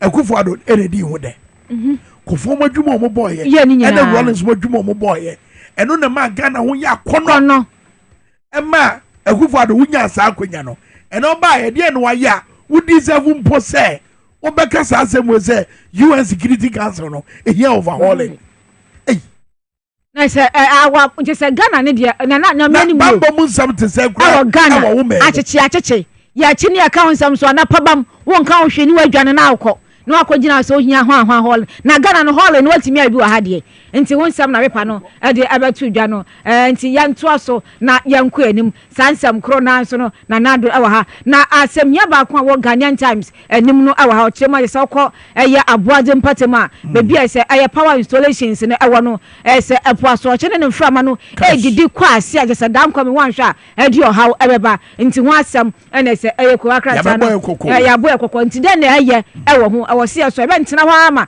ese epono wurawura asema eho agese natia ne anwa ne woni nyina horo na ese embebungu from ansa ya sori aka ho nsem ti kokkobo ena omode emayenum sa so ena ese mpenfo so kirema na ese kopie eye Water Lake no so a ese amanfo e galamse no madu he ema ese omodi etuo ni akode ese ne okose okopo ne ade a ye tato ma madwuma no ne ye no ntimi nkoso nti eno ne nsem agese eye ko akrata Ghanaian Times no e ka ho nsem na ese na nado so ne nsem ne ntoato a e koso e UN Assembly nti on saka pa na no ape eye akire kwan kwa ma min ko e wo eye daybreak ko akrata ne nso emu a daybreak no so say aye endura democracy hub demonstrators no ya sanso edidu baako asanso akogumu ene ne nsema aye foforo ewo ha wom kyerem sɛ nɛ yɛn sanso form embra court biom nti won sem ewo ha wonyira aye asotwe a yɛde tata Ghana fo yɛka kasaboa enso ahye yɛm nti eno ne nsema se ko wakrata no ade aba eno ne asem foforo ewo ho na mekɔ aye asie ha nso a na se ne kopie mu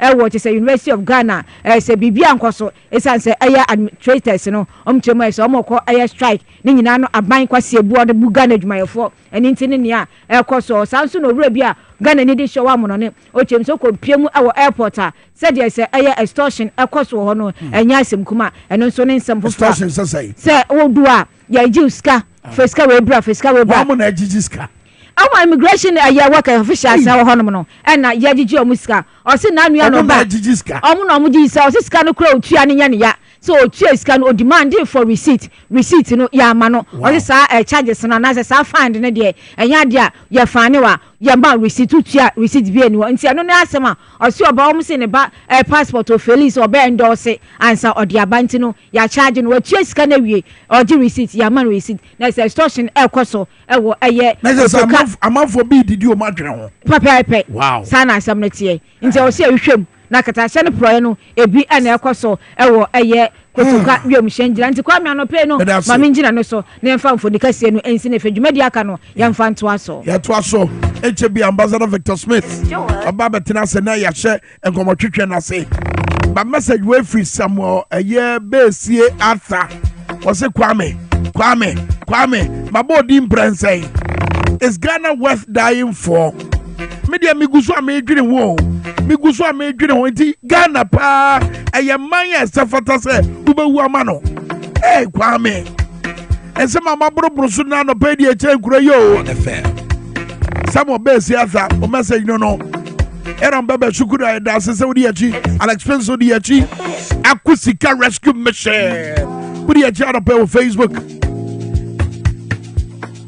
ya wada o me hu an maka se na ya wada ya be kwa nteke ba na ya kwa akodi nkomo e de afuro ba meka o anopai se ye DwaboAse eso na wo no sciatica yare e wodi wura 21st clinic wo bete de te wo be yo how no ene atete no e de afiri ho ya juo matum abibi mamu ha what did you make na say omukwa ni ayare sabi omo eye research center waja to no so sciatica yare yi wo be ye mu hwehwemu apa anu aduro e de ama ye nyina Jomacha kwa Ghana fana nyina mo nkura bata no eburu du nwatwe for 21st clinic 0540 311311 0540 311311 21st clinic sciatica expert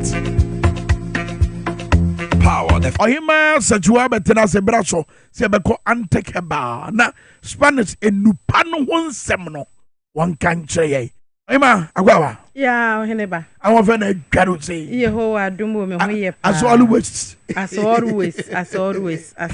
ene na ko de na eba de na wudi wura na de ahyem na yehunu bibia me da se antakeba center uti yedin ane ye wadupa yama yedin agina na besisa bre amafo bo yedin a obo ase ene papa wodi yedro ho adanse e kire nkrofo a eye anwu omanim ase enti sa so pese obeka ya dance fo no ho a mesre se ubetie nkomo yi ebekwa wieye ne na edemoa ahoto ene ahusane aba antek yen na yedro ye friend Spanish garlic capsule Spanish garlic mixture ene Spanish ginkgo capsules ene ye de atwa me ho ahia e wo screen so no mo amutie e wo radio so no mesre mo se ukwa bia yeto wedru a na waka kire de oiduyefo no se ope antekeba center fo edru yeyima wo aye wo okode a nikomu fufu a yetwa ne ho kanko ya round and okode ni hyem ene ya tro antekeba center atwa ne ho ahia omo na eno ne adanse e be kire se wahunu yedru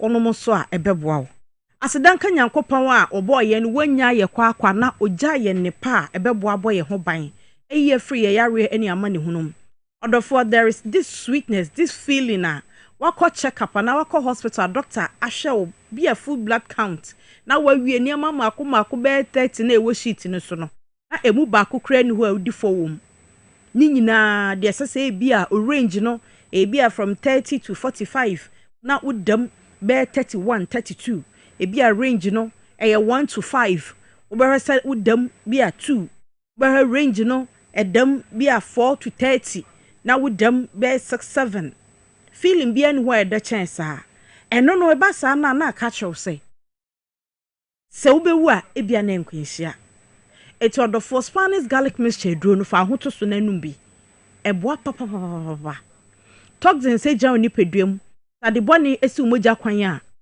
ɛwɔ nneɛma bebree a edi ninya ɛsɛn no ɛwɔ system nim ɛnu nti ɛne Dr. Penny nyankopɔn abie n'ani amana yɛ Spanish garlic mixture duro no aduro kita ahoɔden a yɛ adwuma wɔ ntinim ntini yareɛ baako anɛ amafo atidin a ɛda paa wɔ yasom ɛyɛ sciatica na sɛ wonim sɛ de sciatic nerve ɛyɛ injured na sɛ ni pain hyɛ aseɛ sɛ ɛtete wo a ɛte a ka wodi mirika aba yaso ɛyɛ wodi epo bi anka wo nkɔnkɔtɔ aba yaso ɛyɛ na wɔne a na sciatic nerve pain ɛha wɔn a wɔn anom Spanish garlic capsule Spanish garlic mixture ne mi no na yi wɔn afi wɔ haw no mu ekyire mu a saa yaw no me mfa mu da sansa me se me maame baako ka kyerɛ me sɛ ɔno no wawo mamu nan ɔkyem woyɛ enti wonim sɛ yɛ sɛ yaw bi anu ɛwɔ awo yɛ wɔ nanso sciatic pain ɛwɔ awo yɛ wɔ akyi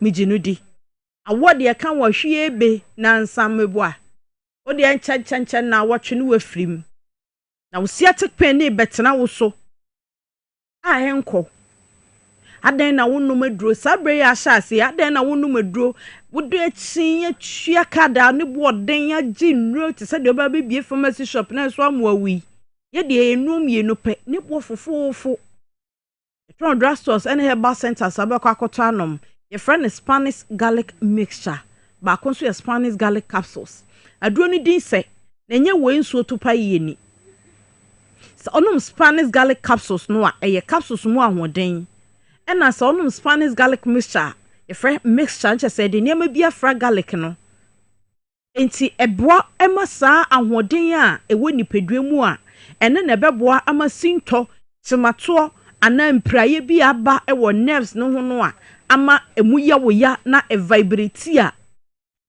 odo na si fam kora wonte no na yi afiri hɔ sciatic pains ɛya sansema hunu obam katechi a wo wuro ni so no wo su ama ni so na dry na afi wo su a ni so ma biewu de oya ne so wa nwene twade se no de ne se bɔ wo mu pan pachasade no ya ne ya o kyerɛ mu enkyerɛ osu ayensu enti koto Spanish garlic capsules and Spanish garlic mixture nom ebeboa wo so yo ba anasa wo yo be ma onum adure mienu a ebeboa wo pa sanse mogya wo nipa biye mu ese bebia mogya di afrisane kono na aye okra tiasefo enti obi tiase batene nan ba ko nye tiasefo ne nan na wu obi wo ne nsa wu obi wo nani ba ko awu obi fa baby na kwa bi awu yenam hoyi obi brabo ba ko awu enti abasa mogya ntimi nko ho biu odofo se wutie mi a akoma no wu a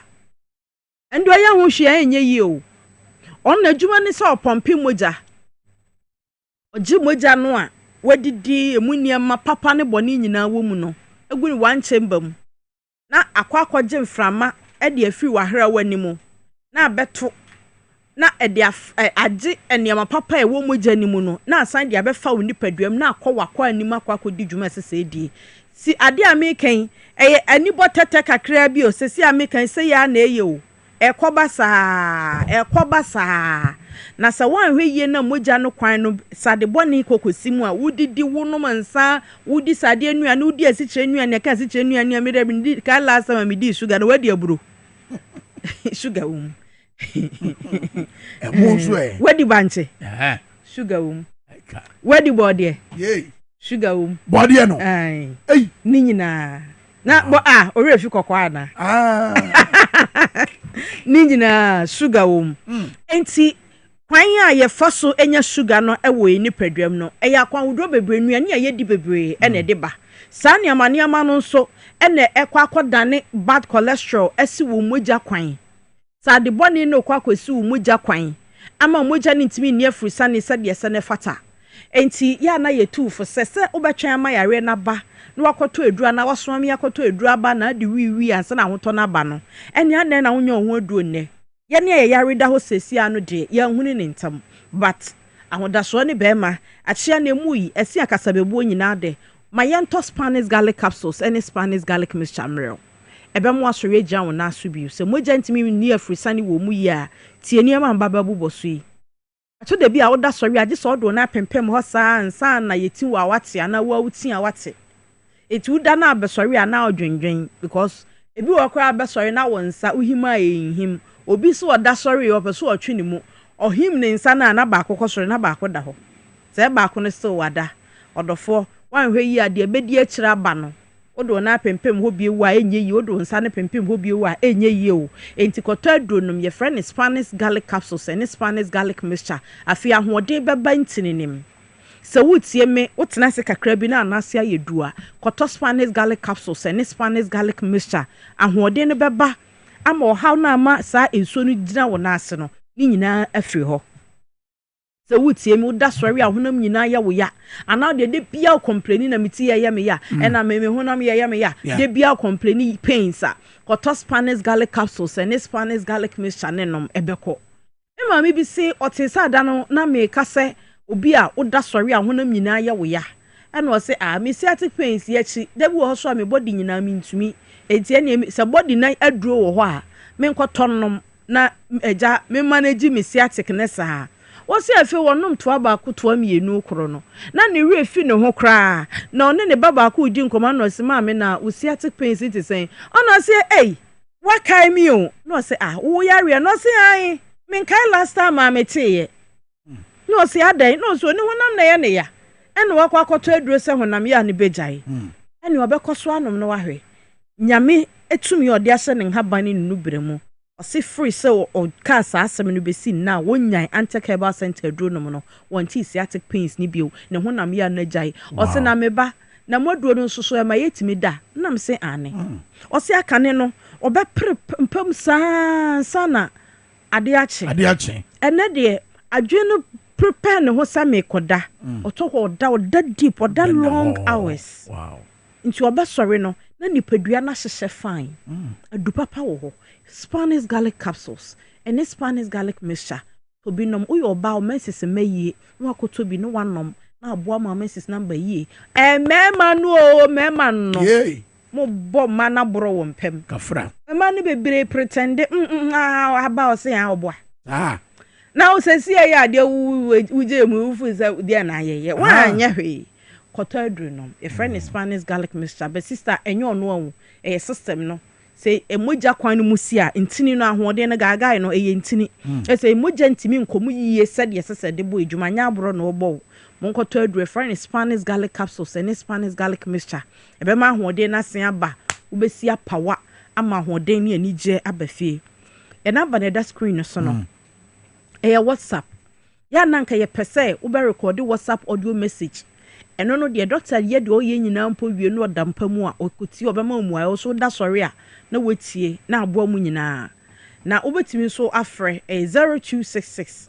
114111 0266 114111 eno ne number obefre na oni doctor akasa afa enu achi no mesrese se wo kumase so me junction a bo modern se obekoye store honom ubehunu antakeba center shop esie pa nura hudo nyina bi wo ho Spanish fo ye dia ukọ no so Ebreman West Tommy Junction na akwa kutududu bi a wo pe ho de yesi baby oso na awu atono nkasa mpa hoda ena baby enwo ahwie aguo no ho so kokọ mpa hoda ho no antakeba center duro short tete seden ukọ no a ubenya bi enu achi ukọ ke wa benya bi wo nkran so na so ukọ Angel Herbal anase other herbal centers a ewo okan shi drug lane na ubenya yedro no bi ato kaisa yan na Spanish ginkgo capsules ebeboa wakoma ebemu wakaya de ebeboa wa refe wo maame papa ni dementia no nti kotobi ma no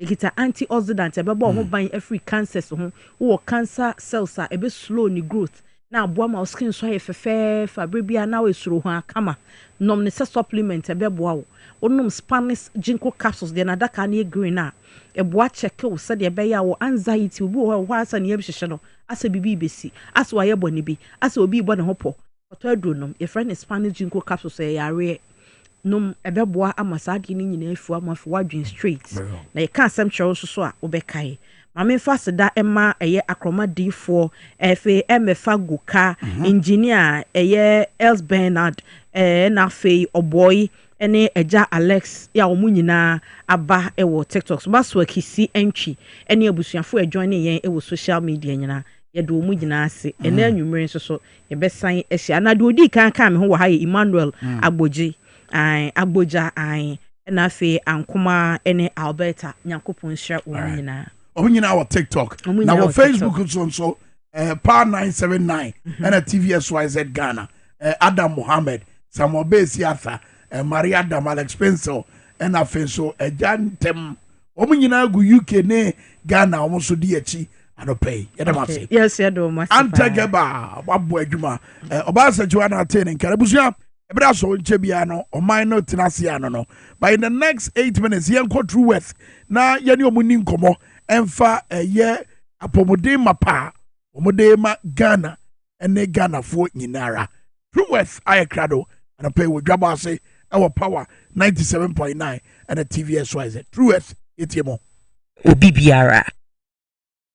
True Wealth Company company kese wo India na omo aka India for ahaban abom ena omo de aye nnuo ahodo bebre ye nnuo no Food and Drugs Authority aye nhwehwemu agye nnuo yi nyina atum nti nnuo ya mene mu bedi ho nkomo no nnuo a ebo adwuma yi aboni bia enyi ho True Wealth edi edro ahodo bebre abedwa so ye wo True Wealth Vision Capsules a eninko a ho adwuma Lady Fort edro a esiesie oba die ene na se True Wealth so Sunday pie liver abedwa so pie liver ye for omo a omanya koku ye san so the joint fortis aba joint fortis esiesie wudompe ene wa aposo ye wa azaka for diabetes vivado hypertension prostate leaf esiesie mmema prostate ana mmema omanya prostate yare no male fortis so ekenya ye mmema na mo ahoden emomutimi bo adwuma ewo mpaso enti no mefa nnuo no baako na yedi eho enkomo True Wealth Vision Capsules esiesie eni no se wutie me na se wuwe ni yare a mepacho ment na ho ema weni mfra because weni no ena eye wu wiase se wu hu de ekoso wo wiase nyina ni nyina nam weni no se weni fra ema brabo no kra enya wo debiem enti se weni ahyase se tochima mepacho tie ye nkomo yi na bomodia na pedro a ebeboa wo se wutie me na wenya glaucoma ana se doctor se pressure aba weni so a pressure aba weni so a ese weni ntinini no ena eboa wo ema wutimi hu na ade na ye wo optic nerve eno ena connect weni no ede kwa adwen no enti sa optic nerve we pressure no ese na wuntimi hu na ade wo be hu se senia hu na ade na ekofom kakra ebedru mrebi no weni no ebe frakra a wu hu na ade ebiem me parchment na ho ema glaucoma emfra weni na eni da so aba se wo cataract so ye eniyare a essay eni lens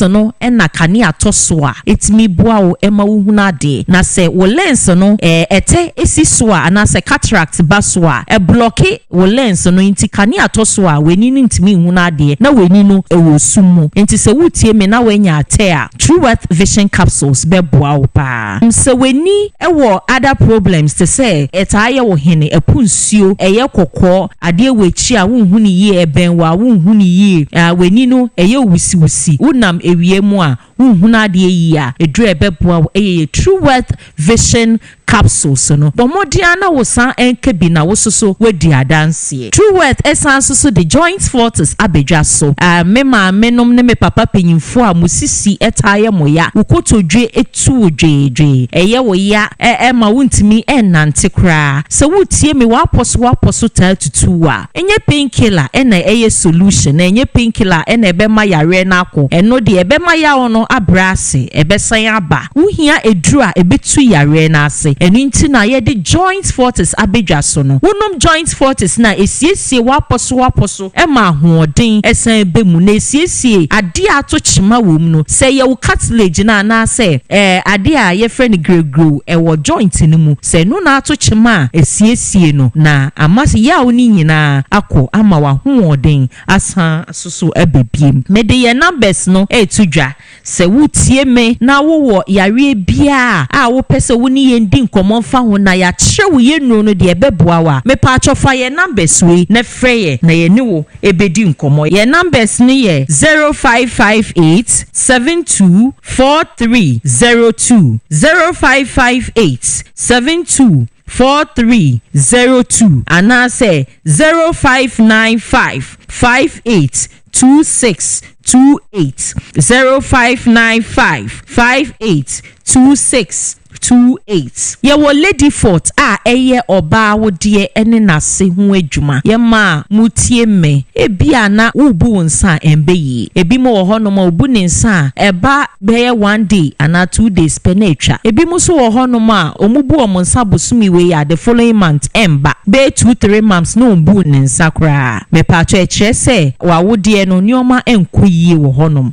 bomodian na wo saka lady fort na imbalance wo hormonal system no na embua na wo menses no entimi enflow yi oba wa tinka akofom edre ebeboa wo ye lady fort se wo pa wo wo try sa wo no emba ebia na wo hormonal system no na ennioma enkoyie wo honom unum ye lady fort na e balance hormonal system no se ne ya wo betu kosue yi ama wo fanyensen na ejina ebi mo so wo ho mo fanyensen ade bia na nyensen na asei onyensen so esei kosua no enye normal anase kosua no atochema wodnyensen a definitely nyensen na ebesei nti bomodia na pelidi fort nensiesie wa wodie wase susu nsufi etagu wa pampan ejina wase oba me pacho edre ebeboa wo eye lady fort no true word sanso so ewo prostilif emaye mema no be me bia wenya 40 years edeko me pacho ewo se wunhu se wo prostate no wa ma wadwen ankoso a one day wo ho na yakacho se wo prostate na to chima ewo se emfa raba ensha obema mu nti be me bia wenya 40 years and above we at risk anase wo betimi anya prostate yare no nti ma wadwen enko prostate no ne pedra ebebo ho ban amaw eniti na the prostilif abedwa so no esanso so siesie be ma wo prostate ato chima se wo prostate to chima wo be na ehu se wo prostate ato chima se wo ko jonso na jonso no embe yi a wo chim ansa na jonso na aba ebi wo ho no ma ojonso kakra enche bia na jonso san de no nti ojonso ntentem saa anase ade san wuntimi nda wutimi sorry be 5 to 6 times ansa na ade san ko check wo prostate no se enye se wo ebia ye wo yare ahodo bebre no so timi cause sa te say diabetes but wo ko check na say yesi wo sugar ye normal a me pa ko check wo prostate no ebia prostate no so na ato chima e ma wo nya sa ohaw ni nyina na wo saka ye prostilif onsaka eduro we ya bema ebeboa wankasa na male fortis so ye edura eboa bema manitimi ebo ejuma wompa so bema waye mre wompa so me paacho ye de male fortis abedwa so na eduro we esiesie wo mema yo ebia na moja ekọ bema no mu no moja no eswati nti ama wo bema no atwetwen ayeketwa ayemre entimi embo ejuma yi male fortis no se wonoma eboa ma moja ekọ bema mu yenim se moja de eye nkwa bebia moja ko bia no ema nkwa ekọ honom nti wonum ye male fortis na ema sa moja no ko gina wo bema ni mu nti sa wo bema na atwetwen ayeketwa no esa akọ back to its normal size ena ema hoden soronku etimi ba wo bema ni mu se ne ye time bia wo pese wo bebo ejuma no wo bema ni mi gina ho bram ema wutimi bo adwuma eso eni eyi active core cleanse edro ema obia sa edro we die obia hie 2628 0595 582628 enam renti no menemu entimi enkasa emfa ye nuro ni nyina ho enti no mesre se mo befa ye numbers no na mo mfre ye na ye ni mu ndi nkomo na ye nkyere wo edura ebeboa wo se wo stroke wo diabetes wo hypertension or how ben kra na wo me pacho India fo eduro yi de ebo adwuma yi e ma amanfo e di adanse nti bomodia na wosa enka ye nuro yi ana se chroe number si na free na ebe chrew edura ebe boa wo e na hye ne nso se true worth for yare bia woni duro nti wo free a ye be chrew eduro potia ebe boa wo asa wo yare ama wo esan se true worth ye nuro yi eye papa a ebo adwuma yi nti no amanfo adanse enko a no mudi nti no yenko ne enko tie adansidi a omudi efa ye nuro yi ho pacho manum true worth vision capsules mani ena na ha me ne mani so ye me kosokoso e prun so na fe kekame ena me to bi num ye me num ye no sese e jai kekao kosokoso tese mani so ada o hran a metimi snapa ne yakra eno achi no ena me tie wo mo active cord cleanser tese asa be hohoro honam duanim asa kaduro na me ye se metwa no bi tese vision no tese capsules na me nom ya de ye ma me ntina ho a me se me nom eno so biave na me nom active cord cleanser no so minya be ma nya asam ketwa tese o e ka be mienu na toilet a wo be kɔ no tese me kɔ toilet ni me yi ba ye no ena nka so wo mu no tese nya asam ketwa tese asate ase awu ena fe eyi flames tese amaman amaze se mi sese mo ada ho me yemu so atom se from Kasanya sam kitu niema fifiri me mobile no enti true worth omo niema ye pa kasa ye natural no kura so na mama ni je ho kasa ye omo niema ye good te na me hira won me pacho last week Wednesday no era me got to proselyte e wo Avenue Chemist wo basa wala pass na se de na me da me ju so be no this time no eswati kra this time eswati kra but edoni pa mi gusto amenum it was last week Wednesday I'm going to yeah the true worth vision capsules abedwa so a eye ni ho adwuma prostate leaf eye for mema o mo prostate yare no male fortis eboa mema mo mutimi bo adwuma ye won pa so joint fortis siesie wa poso eni wudompe ema wonya hoden lady fort esiesi oba awode ene na se ene wo active core cleanser eyi efri moja ene wo yemu ye wo vivado a eye for mo a omo bp anase hypertension ena azaka so ye for mo a omo diabetes ena se wo peye nuoyi ato a wo be ko Freddy Men's Herbal, Lancer Chemist, Market Square Chemist, Promise Herbal, Bandy Chemist, Benny's Chemist, Costa Pharmacy, Misty Herbal, Colinac Herbal, any Danny Farmer. Your numbers no essence so 0558 724302 0558 724302 and I say 0595 582628 0595 582628 Madam Ase. I mean sure.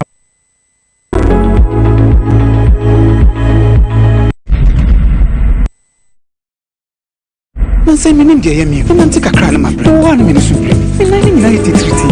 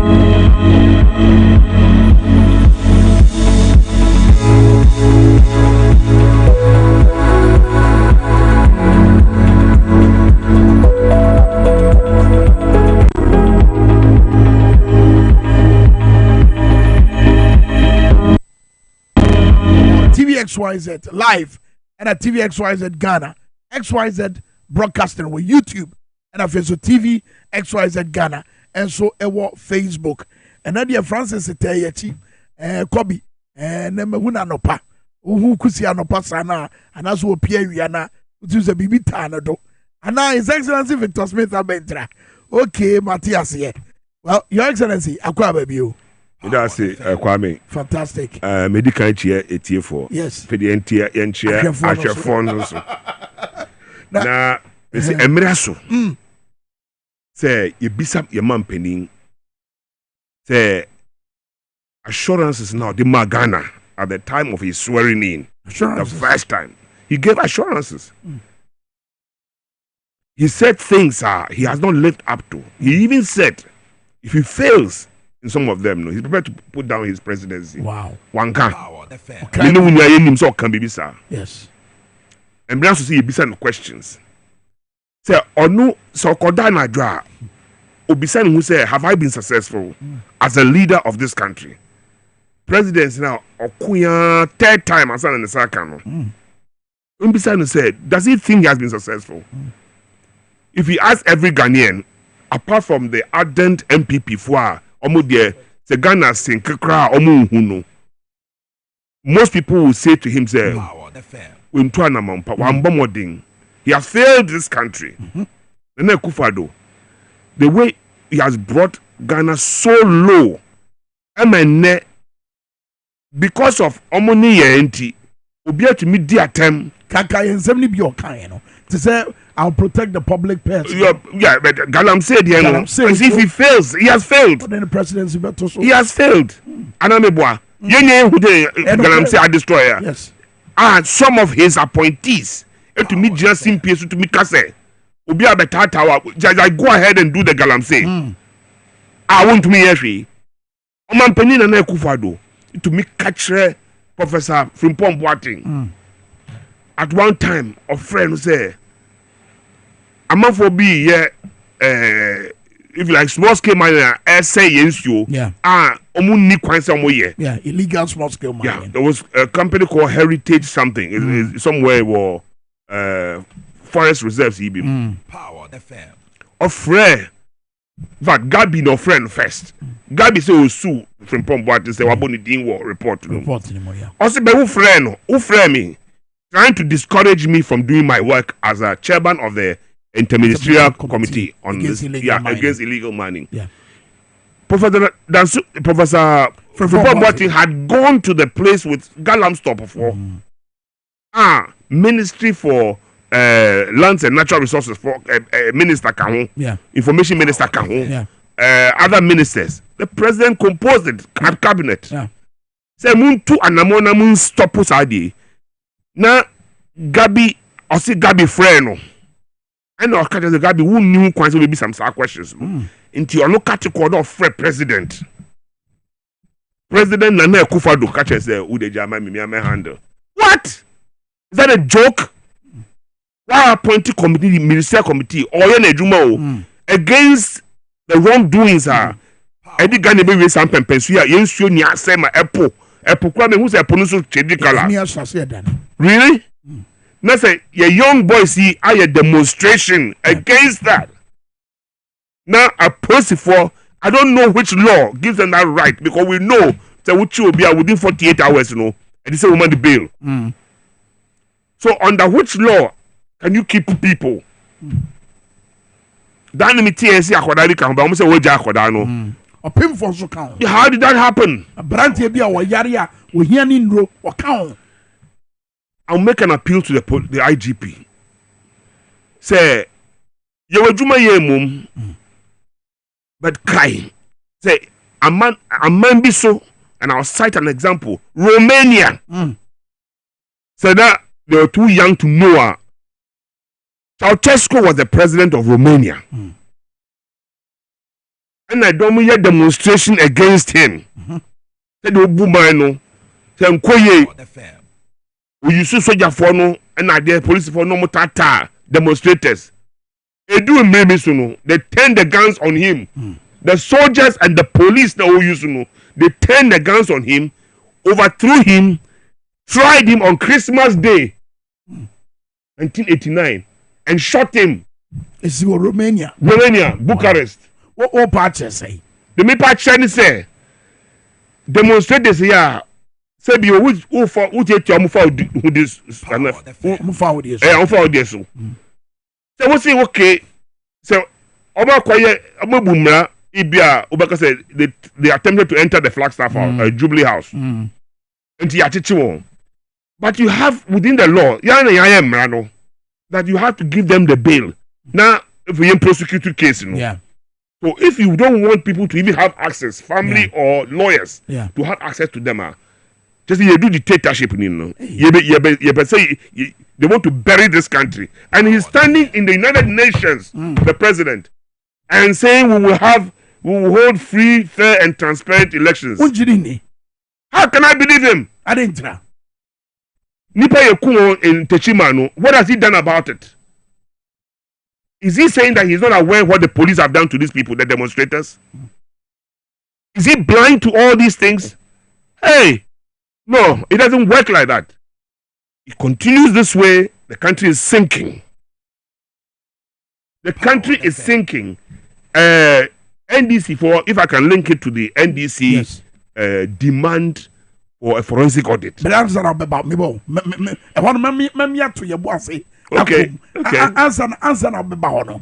At the end, there was a Sisabre said a bear because look, Oko UN General Assembly, no, show the UN, the United States of America video, no, Oko US, Oko UN General Assembly, no, Nagana for Bisu Jina Bonting, na Mukre placards, what they just say, Niawaye ya watching Mebuni, a Yanim Guasem, na ye bibi found. And they were chanting, they were singing, they were saying all manner of things. Oh, New York. Yeah. What we take a crap. Take a crap. Stop illegal mining. Stop illegal mining in Ghana. Stop illegal mining in Ghana. President Akufo-Addo. Stop illegal mining in Ghana. Release the protesters now. Release the protesters now. Stop holding them without legal representation.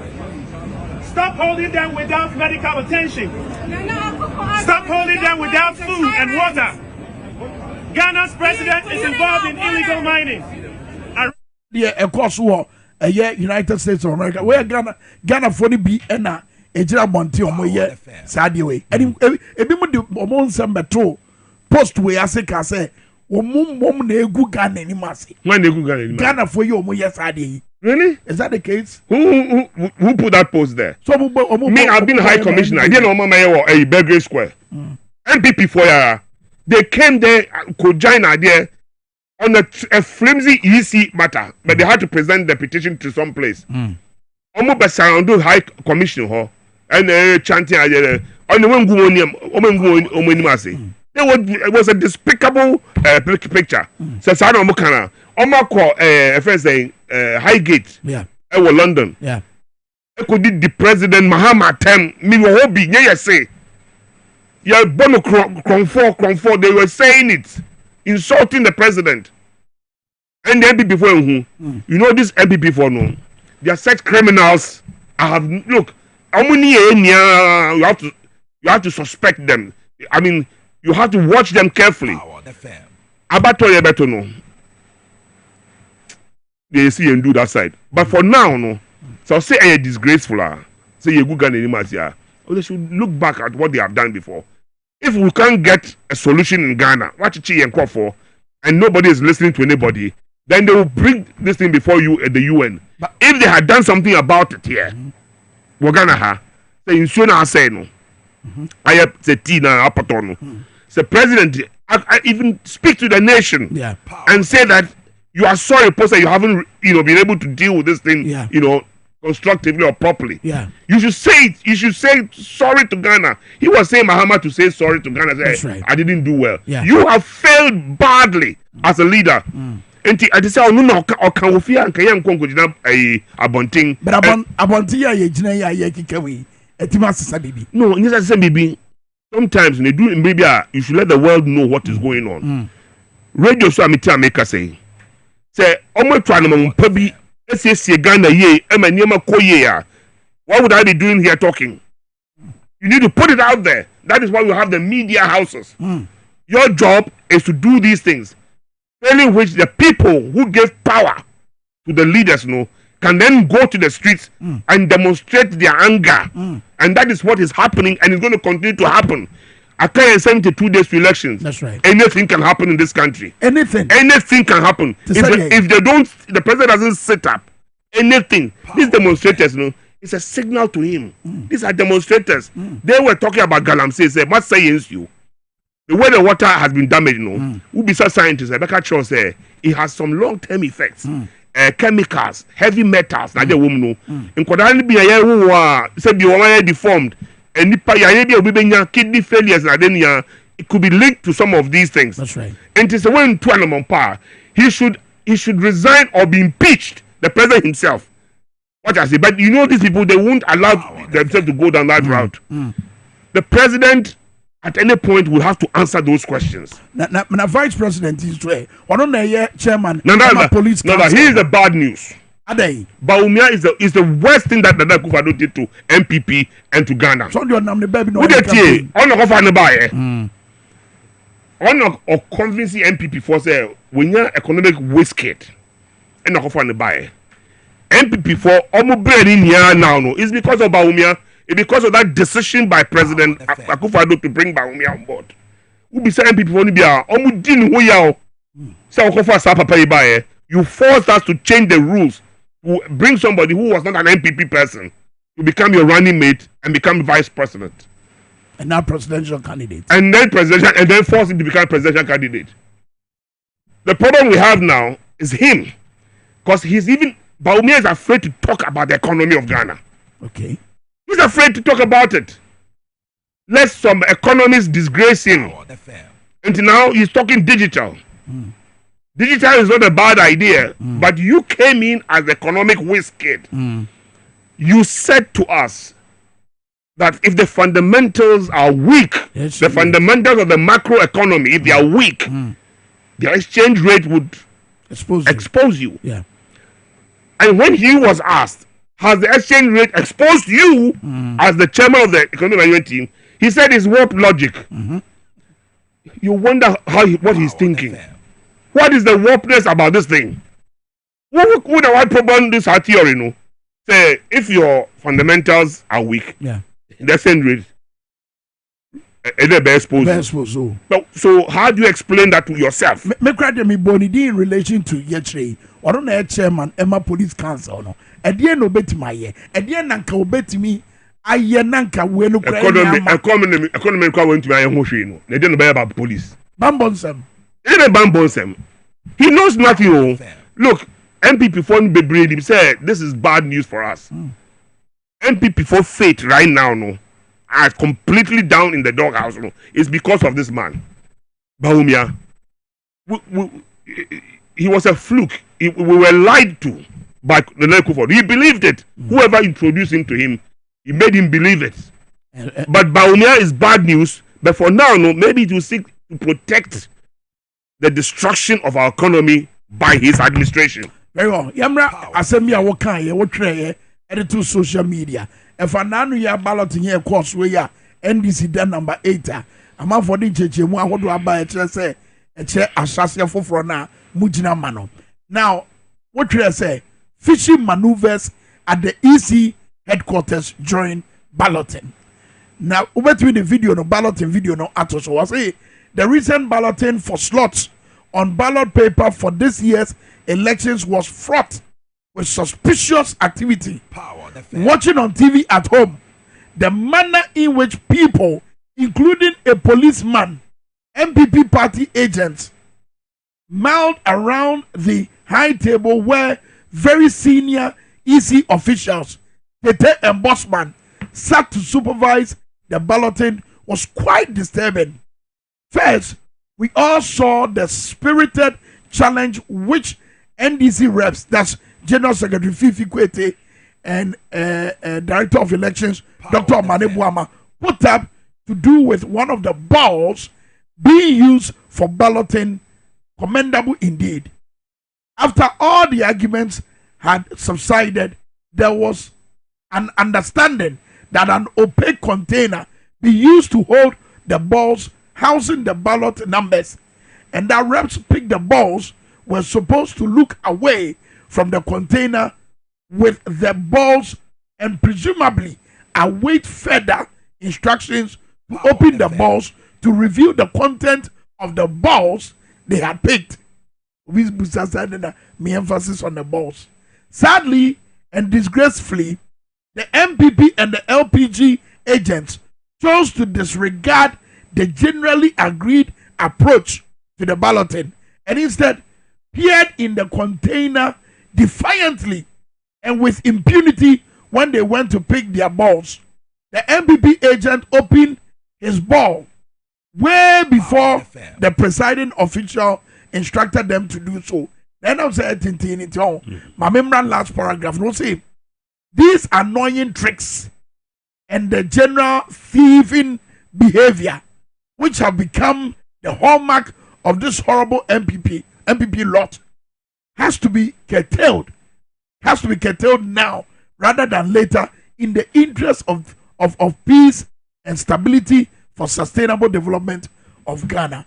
And on the causeway, contain animunsem any ensakraya baye any nsema Dr. Manebu Amane fifi kwetemo maso and on the guswa ye no. And dear some and na ehu wo wemu a wodi etutu o man no asumdwe ho. Your Excellency. Minia, I'm saying that part, you know, if you do but okay. It's part of that video. When I was watching, media because they be a bunch who say there was a swapping or something going on. It was after that I'm saying media houses he be a epic that particular maneuvers, you know. So I liken my cat now kind. If anybody who has access to it, I mean, you can put it on your website. Your website. I mean, liken it to the VAR in football. Yeah, but born. Let's say who claim Chef is acquired the second ball. No, referee say who, but then VAR will tell him to go and have a look. That's right. So we'll stop the match and go and have a look. Power FM. Why are they refusing to have a look at the video clips now? Whether something funny happened, unless they want to tell us that there's no big deal, we can swap numbers. Unless they want to tell us there's nothing big deal about it. Why now pursue her video? No, you see, and those who sat there, show video, share. So name bisa agent for MPP, any LPG, and Mark Menu who sat and pushed papers about. What was the meaning of what you were doing? We saw you push because you can see clearly when you home in on it that one of the ballot papers was pushed, another one was pushed back. What was going on? Now let the referee decide, the EC decide that either we nullify this whole thing and do it again in a more transparent manner. Yeah. That's my position. Say when something is wrong, you can't just sweep it under the carpet. Now that you will not get me to. Even if in my government, if it's Domahama and something is wrong, you can't sweep it under the carpet. I won't agree. Let's be fair and clean in our activities and anything we do. In the interest of Ghana, for the people of Ghana, for our future as a nation. Some of these bad things that this government, MPP, administration, and Anakufado, Sikabonia, misuse, Atwegu area. If you look at the Paulugu one, it was painful for me. 12 million. Well, the Auditor General found out that almost 12 million has gone to waste. They can't account for it. Now, that alone should have been an impeachment of the president if you didn't take any action against whoever paid the money for nothing. But he's gone to the UN and making it look as if I'm the president of Ghana and everything is fine. Everything is not fine. So those guys who are out there showing the placards, they were trying to call the world's attention that water, which is life, water source, is being destroyed by not only the poor Ghanaian out there in the villages, but by the government and their apparatchiks. But in the case of Balloting, where you easy and your MPP are by no, the MPP played the first one there. And NDC win. Now, yes, NDC. Okay, no, the video came out. Yes, and NDC win. And Okaye. And I'm saying Balloting for. No, It was the ball. First ballot, it was to decide in the power of a pick first. Yes. The first, Yes. They had number 1. Yes. We had 7. That's right. No problem with that one. But the real slot on the ballot paper, which was the second one,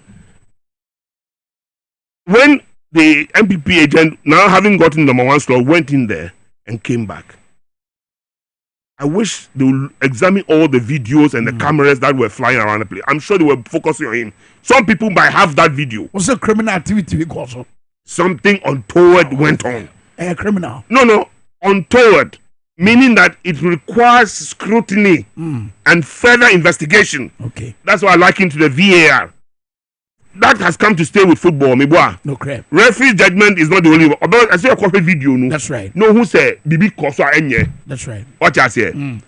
If I'm a blind side or the handball ball, no, it's a referee name. It's on the one G foul, no. But Nipa are calling that his hand touched the ball. I saw a corporate video, no. Why isn't the EC asking for those videos to scrutinize it? And then let's scrutinize it and come back and say that we found nothing wrong with it. Or scrutinizing where you are at the end of the But in a country where truth must be upheld at all point in time, you require this type of it. That's why we have the Auditor General. Why do we have Auditor General? To look at the books and say that some money has been misused. That's right. Otherwise, we don't need them. Yeah. The same thing we are asking for the register to be looked at by a third party. That's right. Forensic audit. Why are they afraid? The MPP on the EC, why are they afraid of asking an independent? If I'm clean, I'll open my house to you. Come and examine my house. In the case of the MPP, it was say EC in the operation, it needs a third party. Are you joking? Auditor, if you call an independent, a judge is a Supreme Court, sometimes they call for audit. They can call PwC or those KPMG to do the thing and then give them the result. They are professionals. Yeah. So why cannot you see what are they talking about? After they had recruited hardcore MPP people in the IT section. Who should believe those people? I really pity that woman. But seriously, they are threatening a demonstration. Let them be. Was this a easy year? We have no problem with that. If there's an agreement that we should have an audit so that Obiara Jumayene from nothing happened or something happened, then we correct the mistakes. Because we don't trust you giving you back say audit, because we know you have placed hardcore MPP like and Amfukwachi and then there's another Ofori or something. They were mentioning them today. We don't trust you for recruiting hardcore partisan people within that place to do that kind of mischief. Power the fam. But Your Excellency, at the end of my exercise here more fresh. Say easy man home quine na maswe. At the end of my exercise, simple to say your work. What's the way yourself for? When you BBS here, my home quine. At the end of money for. At the end of money simple. But it's simple because an auditor, a third person, a third party, before all of us, let the third party now start asking the questions and look at the document, look at the whatever is available. We say we cannot trust the EC because you have, if you like, criminal minds in the EC. Criminal minds, they are partisan, they are MPP. So when they say they will break the 8, that is where they are coming from. They have planted their own within the system, the IT system, MPP to manipulate and get the result they are looking for. But to say the Busa Silver say, register can once a me. Almost say a provisional. Almost so say, one bet my year and from Swan. But if I suspect you, why should I let you do that one? Why shouldn't it be done? If I can't trust you, and we are a major party to this whole electoral process. We are a major NDC. Not less than 10 million people in this 33 million Ghana are NDC or more. And they should not joke with it. It's a force. We are a big force. Now, NDC for Abu TM, please don't go to sleep at all. They have criminal intentions. They want to steal the election. They've already placed their people in places for that job. If you are listening to me, wake up. Let us face them squarely. We will not allow them to go forward unless there's been a scrutiny of the register. Yeah, we are. Now say there's nothing wrong with it. Let them do it first. Why are they resisting it? That is the break the eight. That is where it's coming from. They have placed the people already, and they have done what they want to do at registration. So if we hadn't spotted some of these things or asked for these things, no, would have been like sheep to the slaughter. They'll be laughing at us. We'll go to election December 7. You know that kind of thing? That's right. So we are calling it for it now. As for the other one, I complain about the Balloting. They need to clear the minds of Ghanaians. Yeah. They are testing the water. That's what they do. They test NDC. Say, we don't have teeth in our mouth. So they will do something different and we can't fight them. Listen to it, NTV4. Agrobin and Moody. You have the men? We have more men than you. Men, Ben, serious men to fight them. That's what I'm trying to talk about. Fight them. If they try to steal this election, anything, any wrong move they make, we will fight them on that score. They should listen and listen well. NDC4, come on, let's be bold about it. Let's be bold to fight these guys.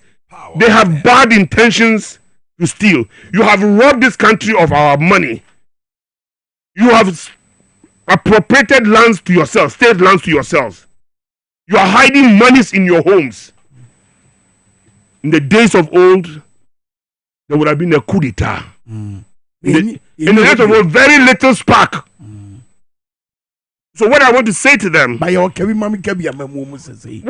always been. No, we have always been. Yeah. Now the parties of Bohumbai, any papa way, na Kufuado. Bohumbai or the diagro, agro with any so. That's on your co. Yeah, but if you take Ghana down to the dog's house, the dogs will bite you. They don't call dogs house. Like, we will bite you. He must take responsibility. And all the people he appoints, the police, the military, and everybody, the judges, they owe it to a Chima to be serious about this country. They owe it to wine. A Chima. The future. Okay. The young people might not know. The youth have started, waking up. That's right. It could be worse. What has happened could be worse. I understand. On the voters register, no, NDC my demonstration. Money see so says here. And now no most also a crata at the command easy. Every emphasize issues na ma raise, easy budding. You see, this is the soft approach. We will exhaust all those. Yeah, tell me a soft approach. Yeah, soft. Yeah, soft approach. I don't put up on team. And I don't know the they will see real action. Omudi Agroa. This country, I can just about 2 months, 70-something days. Which real action are you talking about? They will get it. The people will be angry, so angry, they will run out of this country. I'm telling you, you see, it's a tire punch war. We are getting to that stage. This youth almost started. But I hope so. You're what is Oyeni? I mean, basa, your distraction. No. I hope so. You're not afraid. We will stop the country. You be stop Ghana. Not occupy Jubilee houses. We will stop the country. Right? And maybe quite will be said there. There will be Afghanistan. Ours will be a combination of Afghanistan, Gaza, Ukraine, Syria. That's what they will get.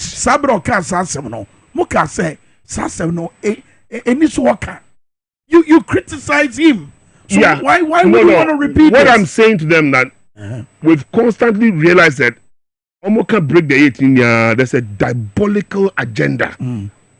What I say? On your canal said, maybe the enemy say it's even worse. You are going to plunge this country into a worse state. Considering the way Nanipa complain about the standard of living and you see Kasem and Musumum, there's a move for you. you know, move as a people. Would you say me di me 8 na ewie? Na me kwa na the basi will be chilinsi. That be we will not allow this country to be run like that. And I'm saying to the leaders, not just the politicians, the police, the judges, the parliamentarians, the military, we're telling them that please tell the leadership of our country to do what is right and good for the people of Ghana and the future of our country. Protect our country. The company saying Ghana and some pempensui. Ebani saying, look at our water. I don't know how long it's going to take to clean that water. In any case, some people are saying that they are still promoting the Galamsey, you know.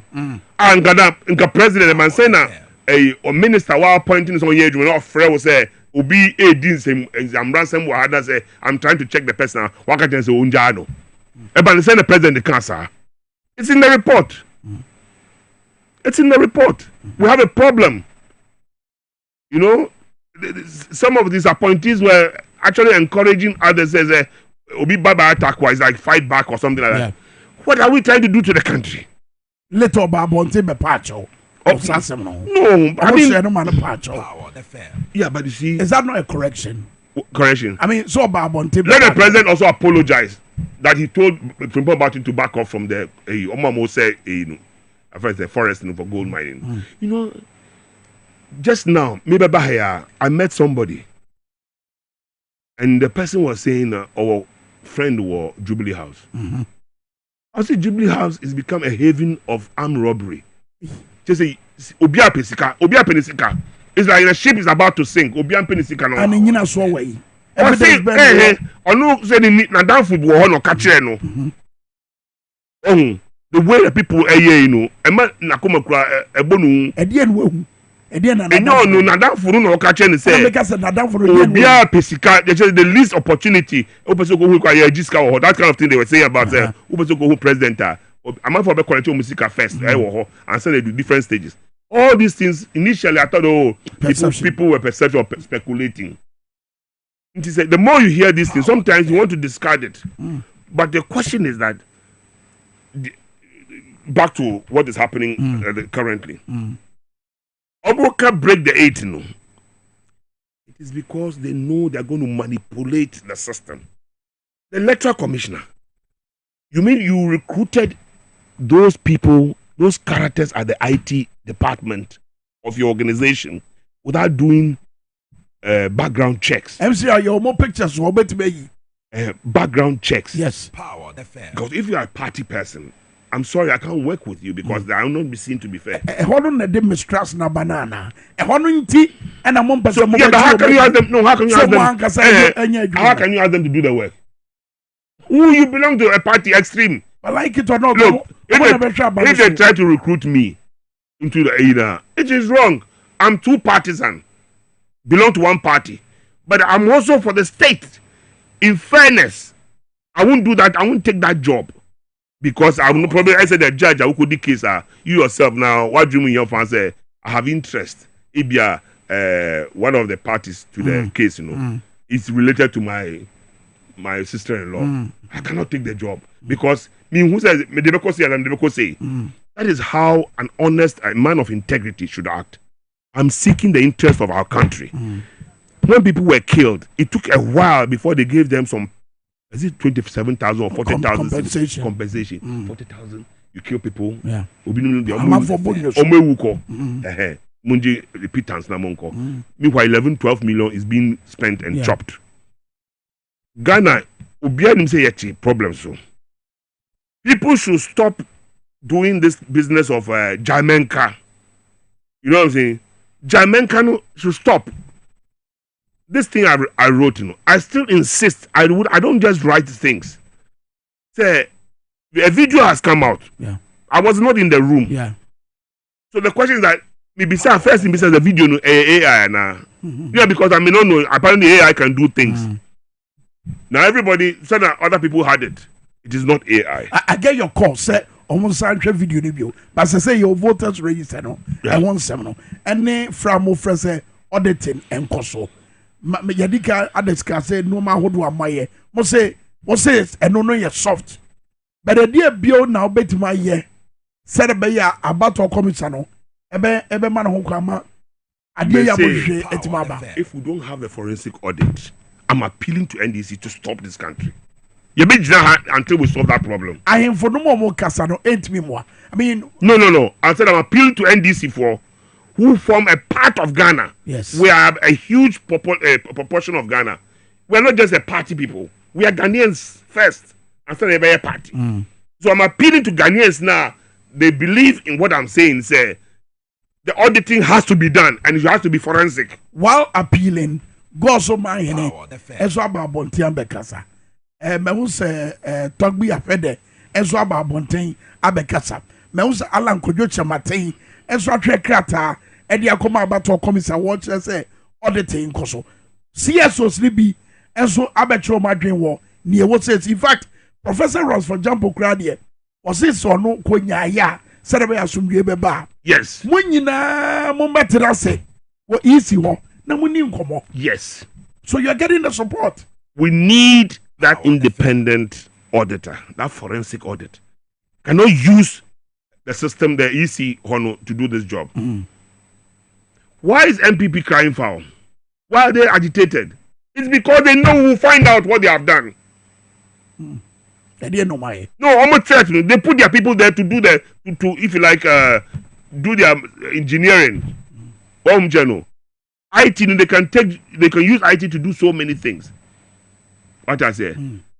2008, I was in the strong room at the Electoral Commission. Me, Rojo, Ifikwete, Alfred Van der Poy, dog. Yeah. Alfred Van der Poy. We were there in the ops room, which was a short distance from. I said we sent no free building. That's what I call chairman office. Farijan.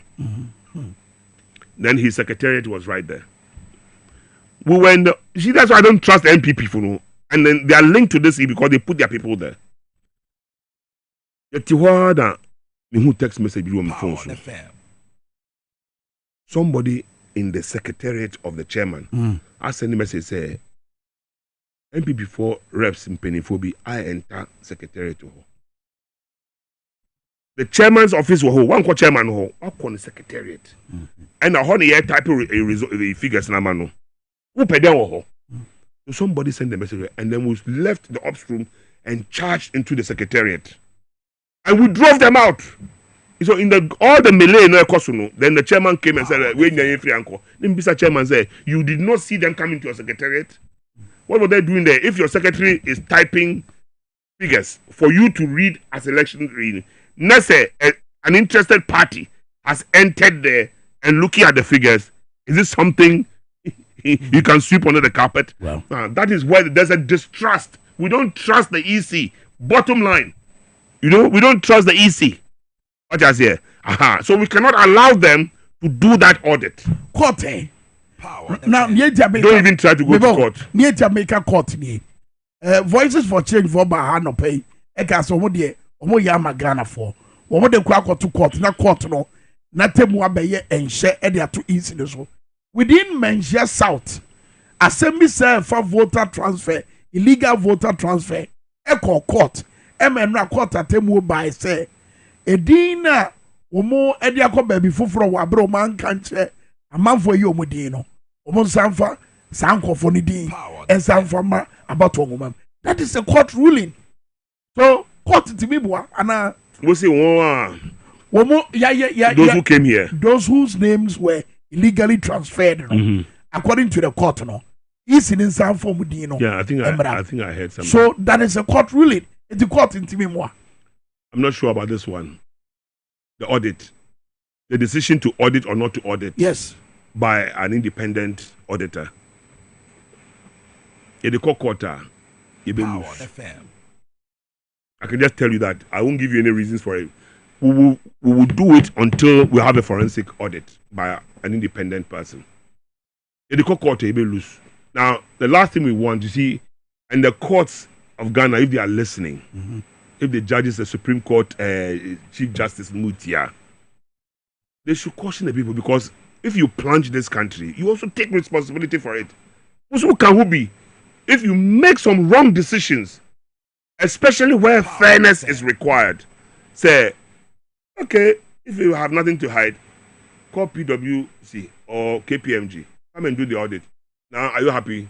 We didn't find anything wrong. Yeah. This is an independent. So let's go forward.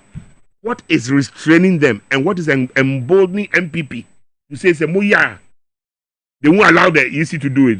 What are they hiding? What are you afraid of? If they drag it, I'm over hiding because 7 December, I say a twaba. Yes. And if you drag it, you won't do it. Let me say Ghana will stop. Means that you're in twaba no. Hey. Now we won't work with that register. Now why na be kwetiya no? One be kwetiya one. Say Ghana and twaba. Why na be kwetiya? And I make catch say it's Ghana. I be kwetiya Ghana because the MPP will have to leave office still by 7th January. And they just demand a speaker. And also whatever. You get my point? The point I'm trying to make is that it doesn't make sense to the ordinary person to why are you resisting somebody to look into the matter? Why are you resisting? After all, when the Auditor General looked in the books of which organization, Western House and other, say 11 point something million for no work done, and the auditor asked that why, why was there no work done? What was that say maybe about? To me answer the same thing. In fact, anybody who resists auditing must be a criminal. Why are you resisting it? We are not taking money from you. In fairness, let somebody else look at it. We don't trust you. And this is what we are telling the Electoral Commissioner and the organization. On mobile elections, no, but to audit the register, no, we think that the stealing starts from the register. What is your answer to concern, say, when a political party is in power, or GDA will easy mo? Say, we need power, we need GDA, it will easy mo. What is your answer to that question? Let me be frank with you. If you are fair, people won't have any bad thing to say about you. If you are fair. If Jimensa was Charlotte say fair? Yeah, but she was fair. MPP no one trusted her. She was fair. She declared for Nana Akufo-Addo. But now MPP at least she declared for Nana Akufo-Addo. But the point is that MPP trusted her. But the charge they brought against her was that procurement. No, make us say that man now war barber about one or campaign. We cannot get MPP raising oppositional. No raising you say one trusting because she was appointed in our time. Not so. But are you also not trusting Jemensa because Akufo-Addo now appointed? Debbie, that is what I'm coming from. I'm trying to say that if she is fair, be a fair. If she had just said, okay, let me call auditors, do it and let's go forward. The auditors are not going to find fault with let them do and say that and show that we are clean. We haven't done anything untoward. Why are you resisting it? Power FM. Oh yes, sir. People will respect you. I'm being frank with you. People will respect you. But if you are resisting, they'll be shy. Let's just say, hey, my dear, what have you got to hide? My question is, your mistrust in the EC, what is it born out of? My mistrust is from previous in the what I say. We found numbers which should not be there in the register. So we are querying it. But we said that you people put it there in the first place. So we cannot trust you. The defects are within the system. We cannot trust you to do a clean job. Therefore, get an independent person so there will be an ajumbe in the fund. Then we'll go forward. And you are saying no? Why do you say no? We are paying you. The state of Ghana paying you. NDC is not some backyard party. We are forced to reckon with. And our party people are monitoring and listening. We are fighting for you, NDC. So wake up when we call you out. Come out in your numbers to tell these people that you cannot steal from the people of Ghana. Go clean. If you win, you've won. But don't try to steal it even before we start. What I say, pink sheets, they've given it to somebody, or I think they've given the contract to somebody already. I heard it, but I'm not going to talk about that one today. A few things. I see as the steps leading to the election, when we are more enough, then they will tell you that we won the election, but you don't even know. What I say. This is why we have to, wake up. When people go soft, it disturbs me. These guys soft in here. Soft meaning that Jamaica. No be a Jamaica. A case point is what I'm talking about. This balloting, people say who say the people, there's the dishonesty around the area where you come call easy hono. So if you baby the two vice chairman, and the bossman, Etia. Now, Mama Kukuta, I don't know who was using the MC or something. There was a lot of activity there. Yeah, why menya? Man, no, you don't do things like that. If you want transparency, clean into the ballot box, I need the Kosi Center. That's right. No, be any tear. No, because you funny thing, they will deal with you. So just to keep the peace. But people were walking around the table. At one point, the man, I drop a paper, no back. Okay, ball back top form. What kind of games are you playing? Wow. And yet clean. It doesn't look clear in my mind. And I'm sure other people were monitoring. Okay. So all we are saying is that let's have some transparency about what we do. The ballot thing, so even if you're not going to go back on that, they should go and look at the video and tell the whole world that there was nothing untoward during that part. My Financial Peace Council, Mrem. When we say political situations, no, woman one. Omodi omani di etire pa na baby na ehi omo ye demonstrators na ya chi omo on the streets of Accra omo so omo ye bibia wa bro omo ni obia matter ne ye of concern to them no ye wadwuma sade be ya ye beto yi sa kasa we etime bu ama akoma to ye man statement about that being out enra anajo but what statement ya nipa ba konsa ensa the actual National Peace Council. I know who I will ask about this. That's right. I'll ask. But let me say something. They mentioned something like alleged arrest. Let me read it. I'll say the National Peace Council is aware of the ongoing situations in the country, including alleged arrests. Alleged? How can it be alleged? Of demonstrators. No, if you are dealing with all the stakeholders, you should talk to the IGP. And the IGP will confirm that I have arrested people. Why do you say it's alleged? The whole country knows you have arrested, and then you issue a statement and say alleged. So absolute nonsense. Absolute nonsense. You've seen it on video, and Kwadaka watch it or painful, what to do or handcuff, almost you caught, and then you are talking about alleged arrest. Is that a good statement? Come on. No wonder nobody signed it. Are they helping matters? They are not. Peace Council. Peace Council. Almost statement way form. Debbie. Unfortunately, I know the chairman. I said they are aware of the political situations. Well, meaning somebody they are aware of it. They know it all. Yeah, but sometimes when I get the opportunity, I tell the chairman that Master sorry, you do money because let's do the right thing. Call the leaders. And you talk to them and look at this statement. How do you say it's alleged? Alleged means that Obino you can't confirm. You can't confirm by a phone call to the Inspector General of Police. You tell us that you deal with it. That statement is bogus. Alexa Pel 8 here, what is the message about say, Kwame, good morning. If you recall, 1st May, Workers' Day this year, Nanado said Doomsaw was over. 3 months later, Doomsaw is back. And also Council Kwame, court judgment cannot be used to officially audit the voter register. The EC should just avail itself for such audit. If Jimensa is not hiding anything fishy, why is she closing her doors for such audit? Please Kwame, I'll come to the office. Okay, me that say. And a message on the back. Alex Appel, a message on the back. And the others, I say. Victor Smith should take it easy. Sadabaya nanonko pana obi enkonya ne wasem bia onoso the futu de ba no. Me manu empower baby. I'm just telling you what I feel about this country and I'm entitled to it. Anonko po bia mindi obi atem. Nko bo obi akrono. I say it as it is. It's the danger in which you are placing this country. It's what I'm talking about. What is my interest here? I've lived my life. I've been in politics for so long. I could retire. And this interest was voters register immediately.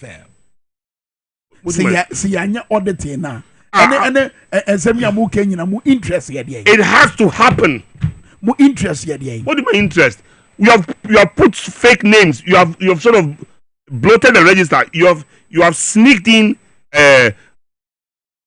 names and numbers are just to favor you in our estimation. What's saying in the crowd? Get an independent auditor. We are saying that this is what we think. Call an independent person to come and say that what you are saying is bogus. Now, when they have done that and they tell us that NDC should be ashamed of itself, I'll say, yeah, we cried foul or cried wolf when there was none. But for now, MPP Nibia catching me. 2020, they lost the election, but they played a fast one on us and they stayed on. Wow. One day, that truth will come out if we get people to scrutinize some of these numbers. They have infiltrated the Electoral Commission and they know what they are doing. When they started talking about break the 8, they saw that we didn't see how they won the 2020. So this one is worse because now they've employed even more of their IT gurus. I am not going to talk to create any problem for this country. But at the same time, I am not going to sit and allow ourselves to be taken to the slaughter. No way, Jose. I will speak, people of like minds will speak, the people of Ghana, either NDC or anybody else who thinks that there's something wrong about this government, the way they are going on, infiltrating, influencing, controlling banks, financial institutions, and all that. It's a grand scheme to take our country. No what you say? Through that they are Ajapatin that they denied no. We fear the grand schema. If you look at VRA and Buidam, that's right. It's part of this thing to control the power sector, to control the financial sector, to control the judiciary, to control security. They have taken this country. They don't even care if you become head of state. They are still controlling because they have their people and their tentacles everywhere. That is the diabolic nature of the MPP, particularly the ones from Chebi. And of course, there are others too who believe in the same, Please, let's speak our mind. Let's speak our mind. You didn't come on this year, no? The chat for power. You had to be chat for the crack dear partner NDC. Bet my year. Because as a map him, no, I because you've tried everything. What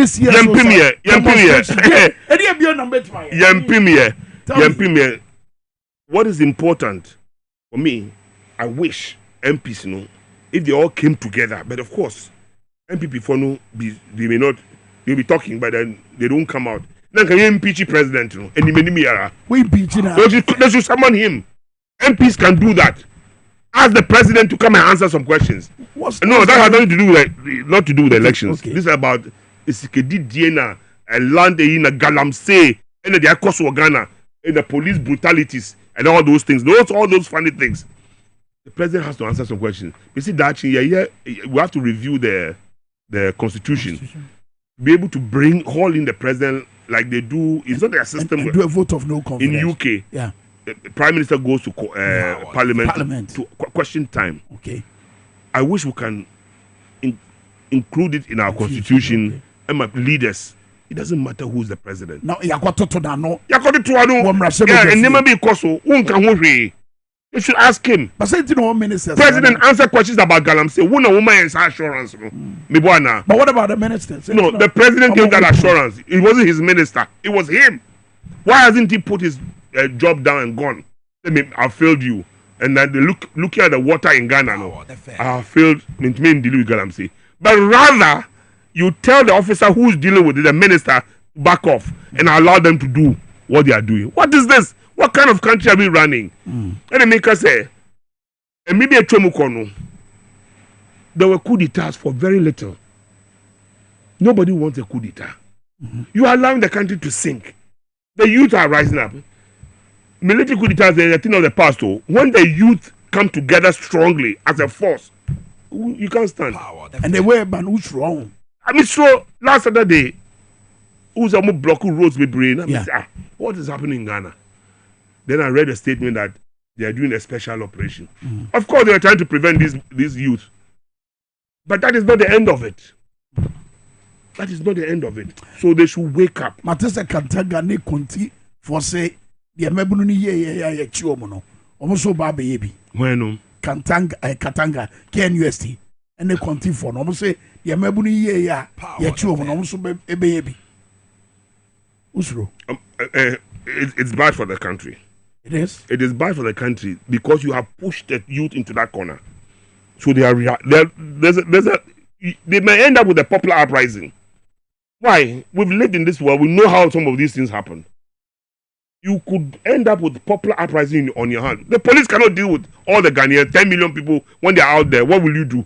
I don't know NDC in your next. No, I don't know. I don't know what the next action is. I don't know what the next action would be. I don't know. What do you suggest it should be?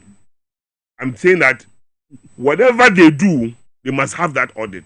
Otherwise, I combined it with you: Afghanistan, Gaza, Ukraine combined. And to the basic of Ghana. Your Excellency Victor Smith. Yeah, that's it. That's it. Fantastic. Ghana Kanea Bayana Monsini, Emma Inyiresi, my United Kingdom. One no entertaining kind of Excellency Victor Smith. Abuja, you didn't come on to Bessie as a Jubedi, no, Abana, at least for now. Yaba Bojaye, bought na Yako, Fiada, DwaboAse, any other Bebra Mochra, Yami Yadma. Midiane, Kwame Minkah, guarantee that Danny Dana. Yaba, Twan Common so, maybe I will be. Ajibanye, power near what the parliament money, Bremo. And I've shown you a Bremo Pram Twakas, Yabo, Mugabe Master, the inside politics, a Bremo. Bye bye.